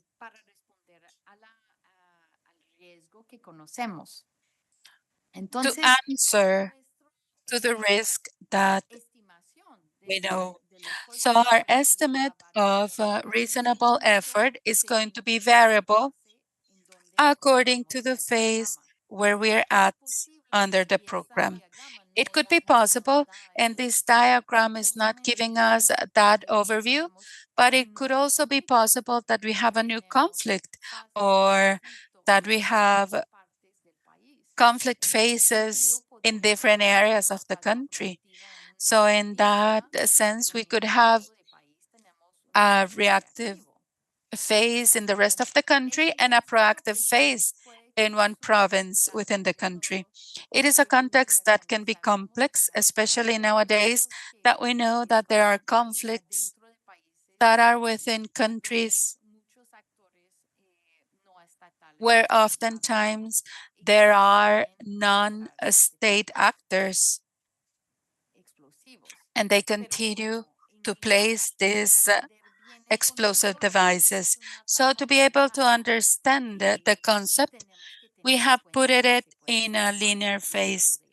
But we know that we need to take into consideration that this can be much more complicated than this.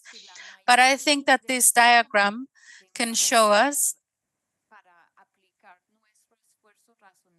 that to be able to apply our reasonable effort is going to be immediately after conflict and throughout time is on a downward trend where our updates and the progress of clearing the whole country. There are different factors that will have an influence on this.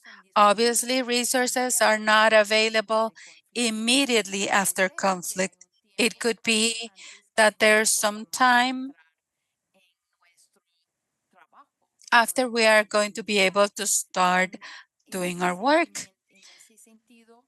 So in that sense, maybe the diagram is going to be a little bit different. Maybe there's going to be some time before we have the support of the external donors. So there's going to be a moment where we are going to see a spike in resources that has to do with the request of having more available resources. This is not an easy concept. And this technical note wants to discuss in detail all the consideration of what a national authority should consider. I think it is important that all the national authorities consider this concept, and if it is possible, to have a policy, to have a document where they can draft their own concept of all reasonable effort. I think that is going to allow to develop and to respect the standards around land release. And it can also provide support to all the operators who are interpreting those concepts.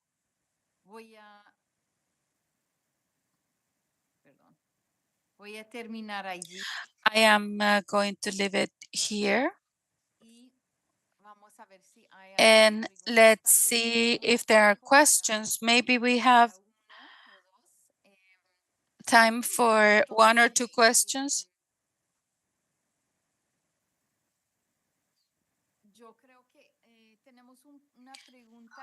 We have a question with regards to reasonable efforts. What mechanisms have you used besides the ones that you currently have on mine action worldwide? Well, I think that one mechanism has been international standards, IMAS. This mechanism has provided the international quality standard for the sector, and that has provided us with guidance on how to implement the political commitments and the Ottawa Convention, which has to do with anti-personal mine ban convention, the CCM, with sub-ammunition, and the CCW on the Convention on Conventional Weapons. The IMAS are giving us this technical mapping on how we have to conduct this work. And I think this is an enormous political effort. And for each technician who is involved in mine action, they have to make the basic decisions on what is going to be the reasonable effort in their particular situation. We have political decisions, general political decisions, but we also have to make decisions in the field. Each technicians who are going to have to decide when can I stop? What is going to be reasonable within that context? I think that we have guidance with the IMS and also, of course, with the national standards and procedures. I think that now we have reached the end of our section on all reasonable effort, but I think that this is a topic that we could discuss in another situation. Decir que la norma tiene también algunos casos adentro para ilustrar. We do have some cases, we do have some cases that explain how to apply the reasonable efforts on different contexts. And these are some things that can help you clarify the context. But again, this needs to be discussed at a national level and sometimes subnational to be able to really discover all of the complex aspects of this specific topic. I don't want to take much time, so I think that we can go ahead and continue. Thank you for your attention. And I think that this is extremely interesting. And I think that we could answer some questions that we were not able to answer. Some of these questions were asked by our participants, so we will give the answer, don't worry. The next step is to talk about a topic that for me, due to the work that we do on anti-mining, it has to do with the assistance to victims. They are actually the priority of our efforts. The consideration of taking care of lives due to everything that we do or surrounding all the work that we do, it's essential. So for me, it's an honor to introduce our next speaker. She has worked in the Humanitarian Demining Center in Geneva, working on gender, diversity. But now she is working with Humanity Inclusion. This is an NGO that has been fundamental on the development of the regulation of the norm on IMEX about assistance to victims. Now, I will give the floor to Caitlin Hodge. She would go ahead and talk about this essential norm for all of the countries, I think, that has been affected at a certain point by mines, and they have cleared the area. Perhaps you still have victims, still have survivors that are suffering due to this. So the norm is essential for all of the countries that has been affected in one way or the other. Caitlin, the floor is yours. Thank you very much, Tammy, for that introduction.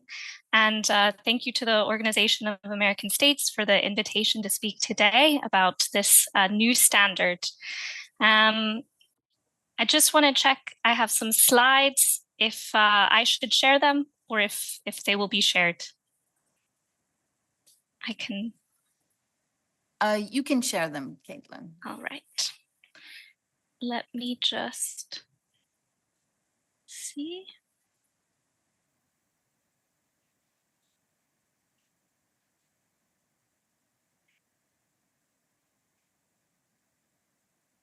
All right.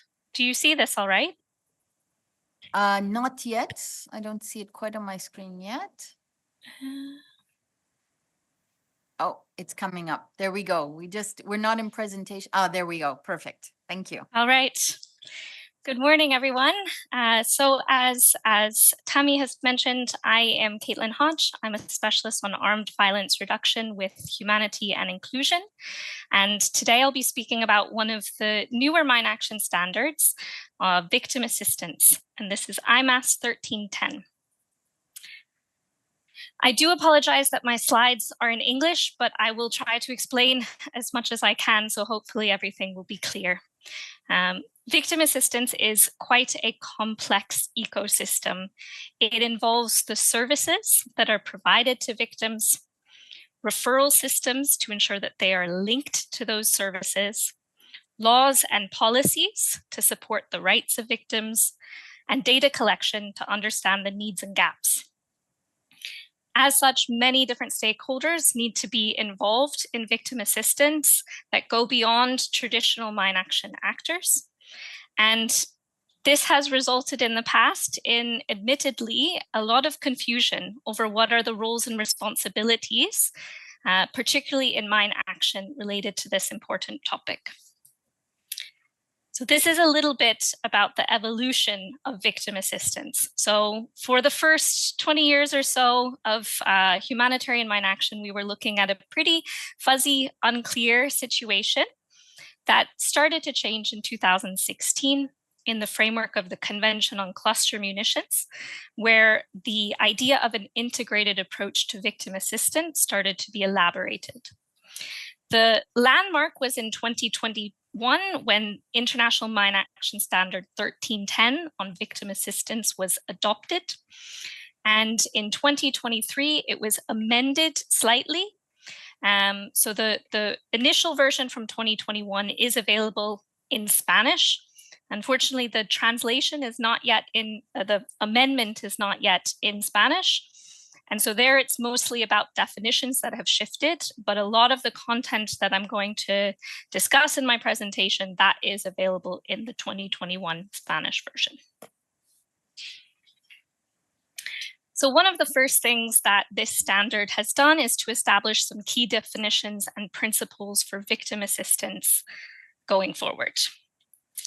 The first thing is a definition of what a victim is. So in the context of mine action, a victim is someone who has experienced one of the following consequences due to an accident involving explosive ordnance. Physical, emotional, and/or psychological injury, economic loss, someone whose recognition, enjoyment, or exercise of their human rights on an equal basis with others has been hindered, and whose full and effective participation in society has been restricted. So it can be any of these that qualifies someone as a victim. There are also several sub-definitions, including what makes a direct versus an indirect victim, and what is a survivor. So I won't go into all of that. We couldn't cover it all in the short time frame, but the definitions are set out in the standard.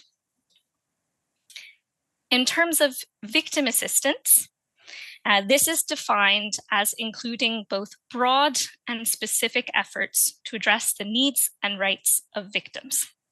So I'll look at both of those individually, starting with broader efforts.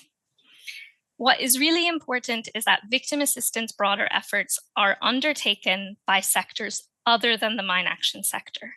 They include the delivery of VA services, data collection, coordination, laws, and policies. So I've put some of the common examples of victim assistance services here on this slide. They include emergency and continuing medical care, rehabilitation, so that can include the provision of prosthetics and orthotics, mental health and psychosocial support, and socioeconomic inclusion. For example, the provision of livelihood support, cash assistance, inclusive education, or even inclusive sports and cultural activities. So as you can see from this, the types of actors, ministries, sectors that are involved in victim assistance broader efforts is extremely immense, and this makes it a true cross-sectoral effort. Victim assistance specific efforts, on the other hand, are those that are undertaken by mine action actors themselves. These are typically part of land release or risk education activities. They allow the mine action sector contribute to facilitating access to those services that I just mentioned. And what is really important is that it is done in a non-discriminatory manner. So I'll expand a little bit about this one because it's a frequent source of misconceptions, but it's actually not only is this in the standard, it is a concept that is even present in the Mine Ban Convention and the Convention on Cluster Munition. So non-discrimination, it states that like all mine action activities, victim assistance should not discriminate on the basis of age, gender, disability, ethnicity, religion, language, any of these types of factors. But, and this is the important part as well, victim assistance should not discriminate against or among victims or between victims and those who have been injured from other causes. So this means that when we implement victim assistance, we do not exclude people who have been injured by other means. For instance, a car accident, could be a history of illness. So all individuals, regardless of the cause, should be given equal access to services. What makes it victim assistance is that among those receiving it and benefiting from it are victims of explosive ordnance. In the standard, you'll find several other principles that are important to victim assistance, but I wanted to highlight this one in particular. The second part of the standard, and this is really getting into the meat of it, is it defines roles and responsibilities of mine action actors. And it's one of the first time that we have down on a page exactly who should be doing what and when. It includes several different actors that have roles to play in the victim assistance process. These include recommendations for affected states, particularly national mine action authorities and national mine action centers. There are requirements for mine action operators. So these are actually shall statements that any organization that is providing risk education or land release must comply with. And there are also recommendations for survivor organizations and their representative entities to ensure that they also contribute to the process of developing and implementing victim assistance. If you are here representing one of these actors, I would encourage you to seek out the standard. The Spanish version includes all of these actions for a detailed list of the shall, shoulds, and mays for your respective type of entity. In terms of the types of actions, there are too many specific commitments to list here, but we can extract some general areas where there is recommended involvement of mine action actors. This starts with the establishment of laws, policies, strategies, and national standards to frame victim assistance and to ensure that victims' rights are upheld. There's the data collection and analysis component that supports victim assistance. So this would include having data on victims, on the services that are provided, and on the activities that make up victim assistance. Very important to be able to ensure that people access the services is to have service directories and referral mechanisms. So for example, in IMAS 1310, it states that affected states should provide the enabling framework. So establish a service directory that is available to all who need it. Whereas operators conducting mine action activities have a responsibility to make use of that service directory and provide referrals to those victims that they encounter during their activities. Medical assessment and emergency transport is another area that is covered. This is particularly for land release activities. And finally, crucially, the involvement and engaging of survivors and persons with disabilities. This goes all the way from making sure that services, information that is shared is accessible to all of these groups, to ensuring consultation and meaningful participation of survivors and persons with disabilities through the entire process of developing victim assistance programs, activities, and frameworks. So this has been a brief overview of IMAS 1310. I'm happy to answer any questions and encourage you also to check out the standard because, as I said, there's way more than I could cover here, and it is very to the point and clear on the different roles. Happy to take questions. Okay, thank you so much, Caitlin, for that really thoughtful presentation. We have time now for some questions. So the first question I have for you is, are there courses and institutions of excellence in terms of the victim assistance area of work? And how would you recommend that people interested in it would get training in this area? So I would say victim assistance is right now at its infancy stage. We've seen with explosive ordnance risk education, for example, in the last 5 years, there's been a real boom in resources that are available. And I think with victim assistance, that boom is still about to come. So unfortunately, there is not a dedicated training course at global level or resource on victim assistance. And I think one of the reasons for that is the many different areas that are covered as part of it. But I think among mine action operators, we have many organizations that do have technical expertise in victim assistance, and they can provide support and technical assistance to, for instance, affected states to be able to ensure that they are operationalizing IMAS 1310. I can, on a HI, humanity and inclusion note, say that we do provide this technical assistance in countries where we are operational. So you are welcome to reach out to me. I shared my contact details on the slide, but I think many different mine action operators would also be in a position to provide dedicated support if contacted. Okay, thank you for that. We heard earlier about some competencies being discussed. I'm wondering if there's a kind of a route, a mapping to basically have different competencies laid out in terms of victim assistance. Is that anything that Humanity and Inclusion would be supporting, for example? I think we would very much support it should it be taken on. We as HI are currently working on developing our competency framework on victim assistance. And it is an interesting exercise because we have to think of both competencies in terms of mine action and an understanding of the disarmament sector and the conventional frameworks, but also there's a lot of different elements related to human rights, understanding of international humanitarian law, support to persons with disabilities, and engaging those networks. So it is something that we are thinking about, and we would be quite excited should there be an effort to develop this more globally.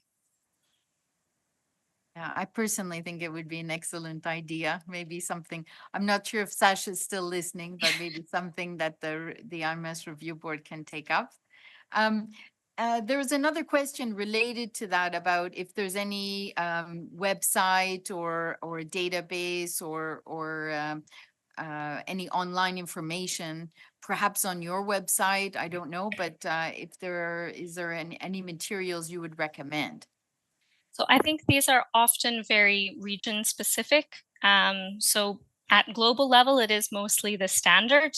I know for Southeast Asia, for example, they have developed several different resources through their regional coordination mechanisms.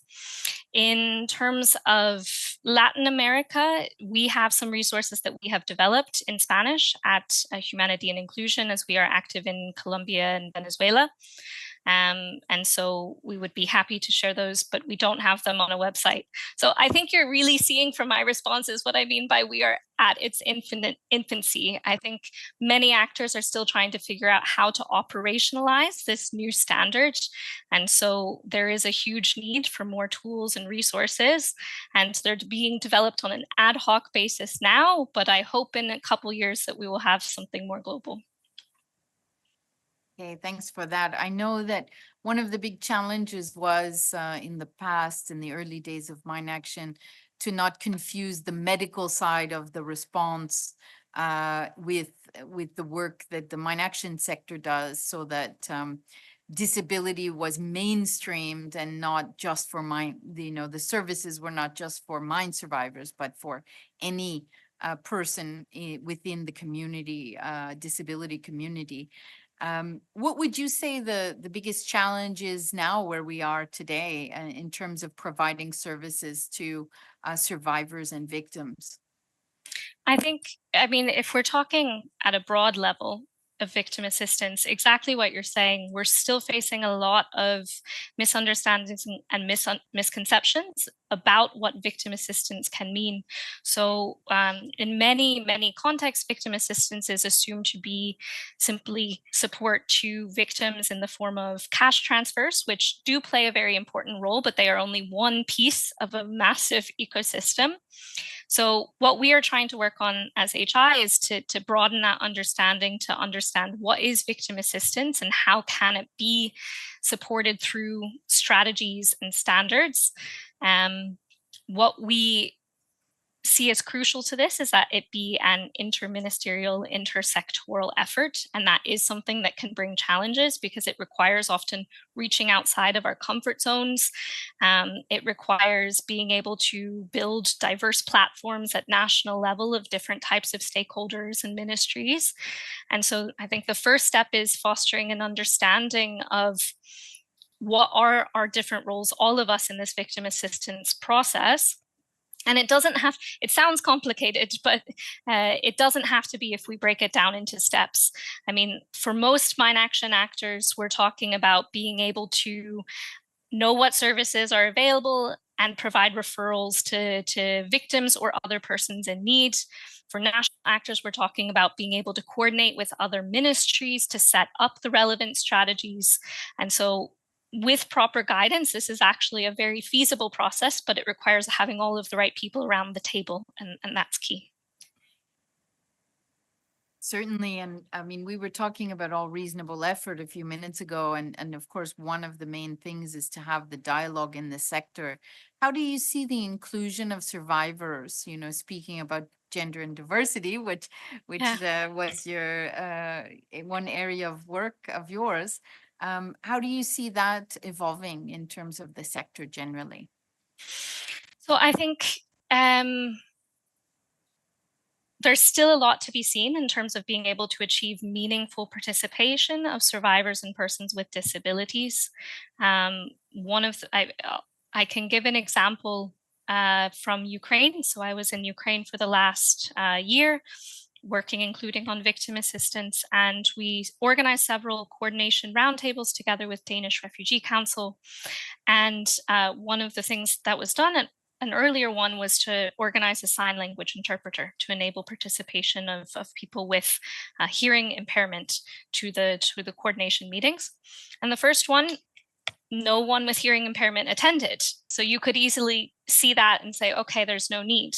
But it took word getting out. And by the second and third ones having that accessibility measure place, that we started having representatives of persons with disabilities, organizations of persons with disabilities coming and using those sign language interpreters. So I think the first thing is that we need to make sure that we are not making assumptions, that we are looking at data, that we are trying to understand, that we are engaging persons with disabilities to understand what they need to make it possible for them to participate meaningfully. And then to make sure that we are budgeting for that and making time to do that. And then I think there is a lot of potential, but that first step has to be done. Well, that's a very important point. And I think Many of us think about survivors and we view someone who may have a prosthetic limb, but of course there are many types of injuries, including hearing and vision, that may result from a mine accident. Caitlin, I'll ask you maybe just to give us some final thoughts, and we'll wrap up the topic for the moment. But as I was saying, I think this is the fundamental topic for the sector, because this is where we all began, with people being injured by these terrible devices. So any final thoughts from your side? Yeah, I mean, I think what you said in opening this about how long after states have achieved completion, long after the last mine is gone, victims remain. And so this is something that, you know, we cannot forget about. And what is good is that this victim assistance that we have known since the beginning stages of the conventions is a top priority, is a top commitment. Now we have a roadmap to actually being able to make sure that it's done in a quality way, in a way that is impactful and meaningful, and can make a difference in the lives of victims, to be able to ensure that they're able to live fully and their rights are exercised. So I think we just need to make sure that we're consulting that roadmap. And I have also made note on the recommendations for more global resources. I am no longer with Geneva International Center for Humanitarian Demining, but this is something that I hope that we can push forward as a sector soon in the years to come. Thank you for that. Yes, and I know there's long been calls for more resources, so hopefully that will reach the appropriate ears. So thank you so much for that.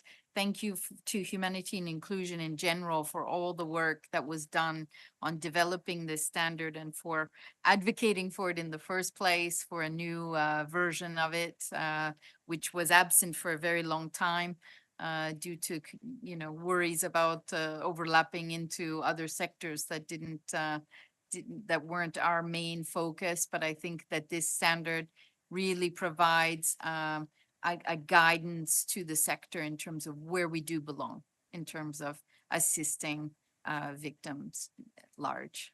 So thank you so much for that presentation. Thank you.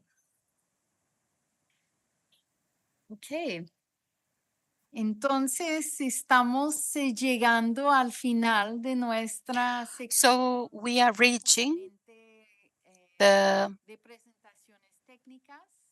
ending of our component of technical presentations today. I would like to thank all the speakers for your very interesting presentations. I would like to add that in terms of the translation of the IMS, the OAS, and the ICMA program will continue with the translation, especially to make sure that all the documents that we saw today, some are new, so we haven't had the chance to translate them yet. And there are others that are being launched on a monthly basis. So we are going to concentrate our work in making sure that all of those who speak Spanish can find this content in their native language.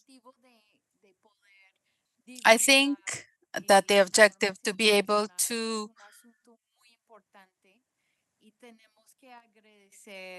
spread these international standards is important, and we need to thank the government of the United States on the support of the translation work. They were our donors, and they are responsible for those translations so that we can have the necessary resources to do the translation. Thank you very much to the State Department of the United States. Now we are going to do our final closing. I would like to give the floor to General Flavio Luis de Oliveira Pinto, General Secretary of the IDB, I'm sorry, for the closing remarks. Please go ahead, Your Excellency. Thank you, Tammy. Ladies and gentlemen, I would like to start by expressing my appreciation to the participants and the audience on humanitarian demining. I would like to thank for your presence. It was essential for the success of this session. We have about 2,000 people subscribed from many countries who have demonstrated their interest to be able to work on our mission to reduce risk and to save human lives. The active participation and the interest shown by all of you is reflecting the commitment for a safer world and free of anti-personal minds. Without your presence and without your support, this seminar will have had not the same impact. I would like to thank deeply each of the speakers. Thank you very much for sharing all of your knowledge and all of your expertise and experience. Your presentations have been enriching and fundamental for the understanding of the challenges and the progress on humanitarian demining. You, dear speakers, have dedicated time and effort to present important content and inspirational content contributing to the success of this event. The effort of each of and every one of you to be able to contribute to this seminar was without any doubt highly appreciated. To look at the different perspectives and the depth of knowledge that you have shared has helped us in guiding us in complex aspects of humanitarian demining. I would also like to express our appreciation on those that preceded us on the activity of humanitarian demining. Their hard work and dedication have provided the technical and operational foundation that we continue to follow. This legacy of technical knowledge that you have left with us continues to be a source of inspiration and guidance for all of us. Thanks to the unstopping work of all of those pioneers is that we have been able to reach all of that progress. Your legacy lives in the practices and procedures that we still use today, and that is showing us on the importance of perseverance and continuous innovation. And also to the current involved parties on humanitarian demining, our deepest acknowledgement on your daily work. Oftentimes in risky and difficult situations, and this is fundamental for the safety and well-being of numerous communities around the world. Your dedication is an example of courage and commitment with humanity. Each demining operation in each area cleared is representing enormous communities that can live in peace. You are the silent heroes with your determination. You are providing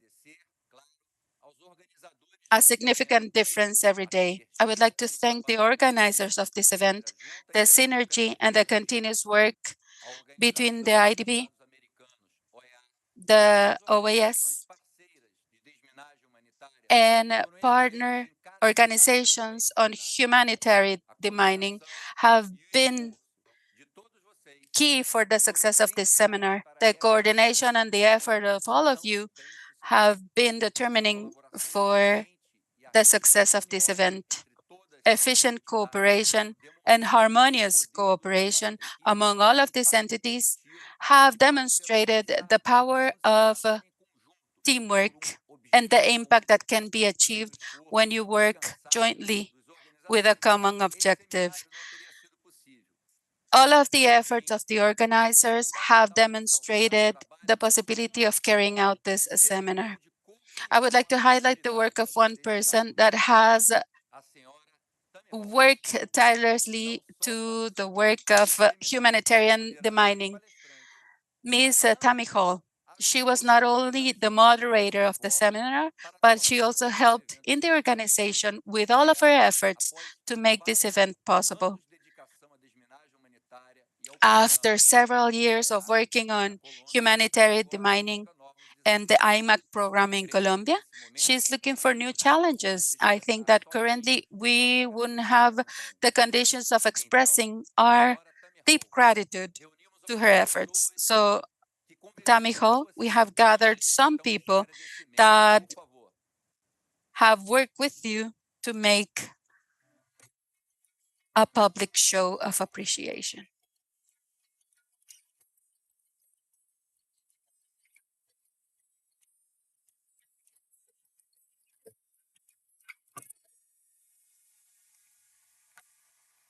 Hola, Tami. En nombre de nosotros del Grupo de Monitores Interamericanos de la Hello, Tammy. On behalf of the IDB, we would like to thank you for all the support that you have provided to our activities. We have learned so much with your professional capability and your knowledge. We have also enjoyed your friendship, and we hope that you're very happy in your new challenges together with your family in Canada. Greetings. Hello, Tammy. I would like to thank you. We have shared in several topics related to mine actions at the technical level. I would like to thank you for all the learning that we had together. I hope that you have a safe return home, and I wish you great success in your new activities. And I am here for you for anything that you might need. Thank you, Tammy. Hi, Tammy. This is not a goodbye. This is a message to express my deepest gratitude for all of your commitment and efforts on everything that has to do with mine action. It was a pleasure to work with you for all of these years and to be able to share the professional and technical experiences that have made this a better team. I know that you wish to be home with your family, and I hope that Mine Action will allow us to meet again. And you're welcome in Colombia whenever you want to visit. Tammy, this is a moment of bittersweet emotions. We are sad because you're leaving us. Your humanitarian, technical, and professional abilities have no parallel at the global level in Colombia. But on the other hand, we're very happy that we met on this journey, that you're going back to your home, your land, to be with your family and your dog and creating things for a better world. We wish you great success, and be it known that you have 69 souls that will forever be in appreciation and reminding of your work. Thank you very much, and safe journey.